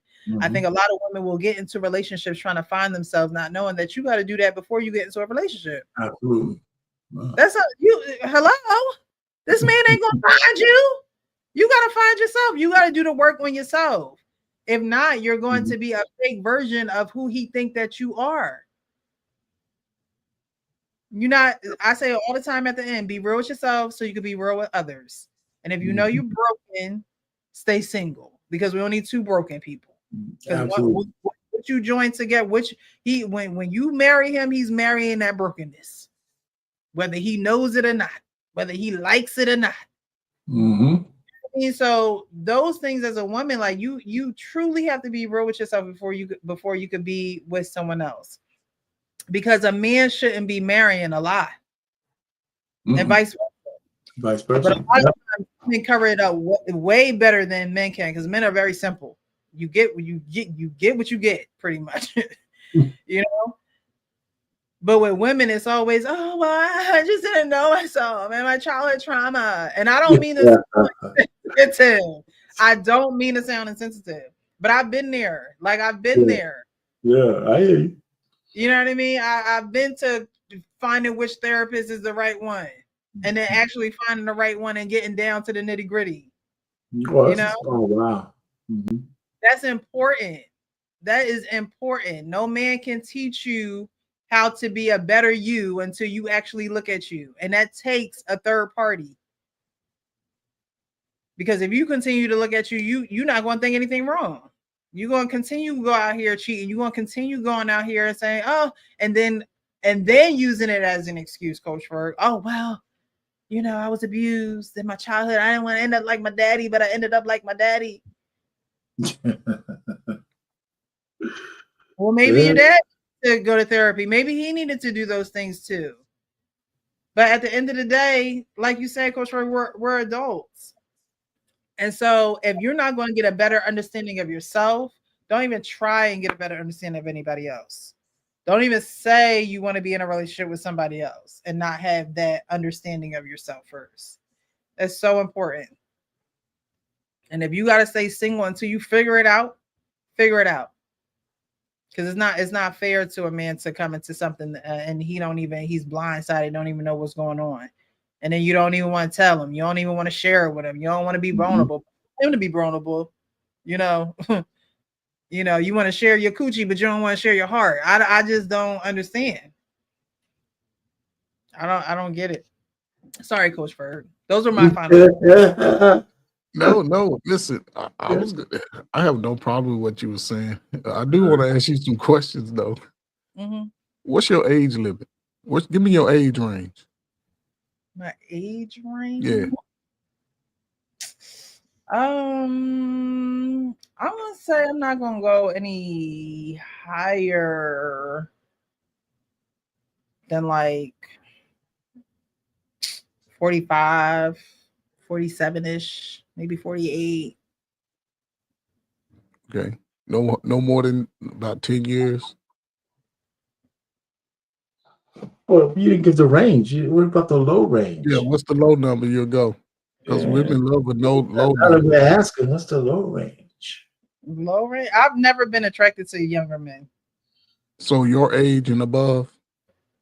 Yeah, okay, I've never been attracted to younger men. Or maybe younger men have never been attracted to me. I don't know.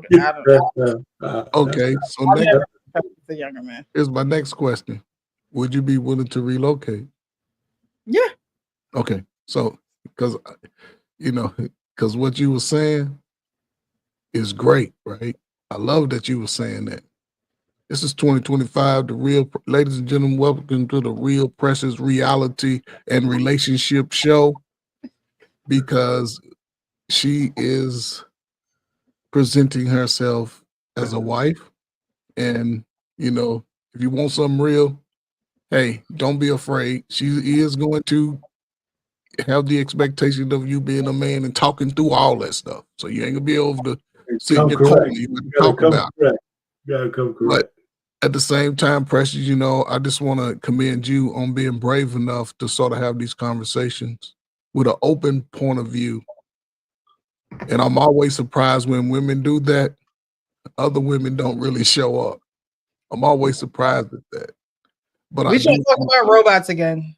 But I do the flower, well, that's for sure. I think this is a crucial time for, the dating world to learn how to date again. Yeah. And all of those things consist of communication. At this point, just like, and thanks to Cat Williams, at this point, nobody should be trying to live a lie in their own lives. Especially 35 and over. You got to give up the lie. Because if you continue to try to lie, everything about you is going to crumble.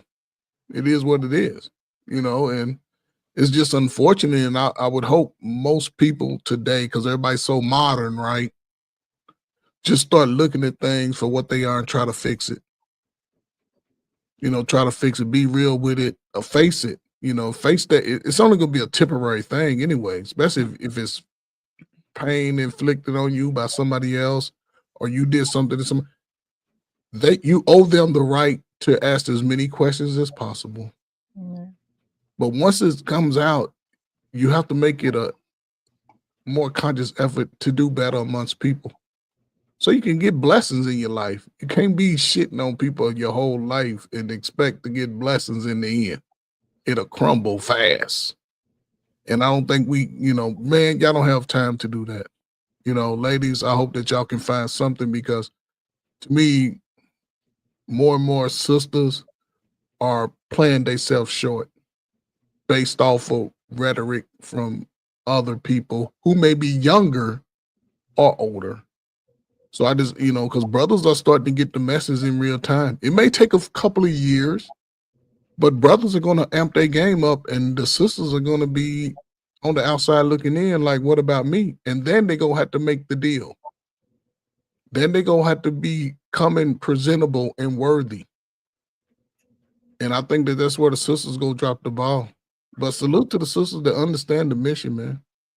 Salute to them, man. Salute to the wives, the women that want to be wives, man. There's nothing like a man protecting you with his life. I'm telling you that now. But you can't violate his respect and his trust of you. And if that's not for you, then stay out there in them streets. Stay out there in them streets. So, but that's not going to be a good life for you.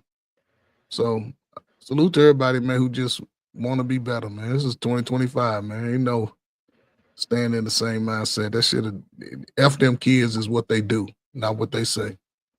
I'm done. Well, thank you guys again. I think I've said my final words out of turn, but it was said. Thank you. We're going to get out of here. We'll see you guys. Ooh. Is it next Wednesday? Let me see. Next Wednesday. Now, next week, I may have to reschedule, actually, because I'm going to be at a conference, a 2-day conference. So, we might have to do it Friday. It might have to be Friday, but I'll keep you guys updated. You have a barbershop on Friday. BM News Network. Do you? Okay. Excuse me. On Fridays, yeah. We're gonna have to make something shake. We can make something shake. You going out of town? Yeah, I have a conference in Atlantic City. Take your little equipment with you, and you just won't have the practice background. I might. Get the city background on you. Get you a nice hotel room. Just tell them put you on where you face the city. Yeah. I don't know, because I might be rooming with somebody, a coworker. So that's the only reason. I don't know. We'll figure something out. It might be Thursday. It might be Thursday night instead of, because I'll be home Thursday. Yeah, I'll be home Thursday. So we might have to do it Thursday instead of Wednesday, if everyone is available. Whoever's available. You're gonna hit the casinos or what? No. That's not my calling. That's not my calling. Pressure, at least get outside though. Get outside. Oh yeah, I'm gonna definitely get outside, but not the. I may play a penny machine here or there. You got $20. You know you got $20. I'm not a gambler. Like I just got $20, but you might bring one up. I don't even know what I'm doing. Hey, just go put your money in the little slot and pull the handle. You might have. There's no strategy at all. No money, I might not. Just bring the good luck with you. And you might walk out there with about say $800 to $1,000. You never know. $20. I only won once when I went to Atlantic City. I won like maybe around $2,000 or $3,000. That's a good lick though. For one, that's a good lick. No, I pay. They paid for the hotel, paid for everything we did. We paid right there for the slots. Yeah, That was $20. the first and the last time I ever won anywhere at a casino. Hit the buffet at the casino, about $20. You'll be good. Yeah, with the money, I did it twice. You know. Yeah. It's funny. I don't know. This week might be my lucky week. We'll see. Y'all give y'all. You bringing the luck. You bringing the luck to the city. All right. Okay. All right, guys. Thanks again. Right, you guys Thank have a you. great Thursday. Until we meet again, be real with yourself so you can be real with everybody else. Okay.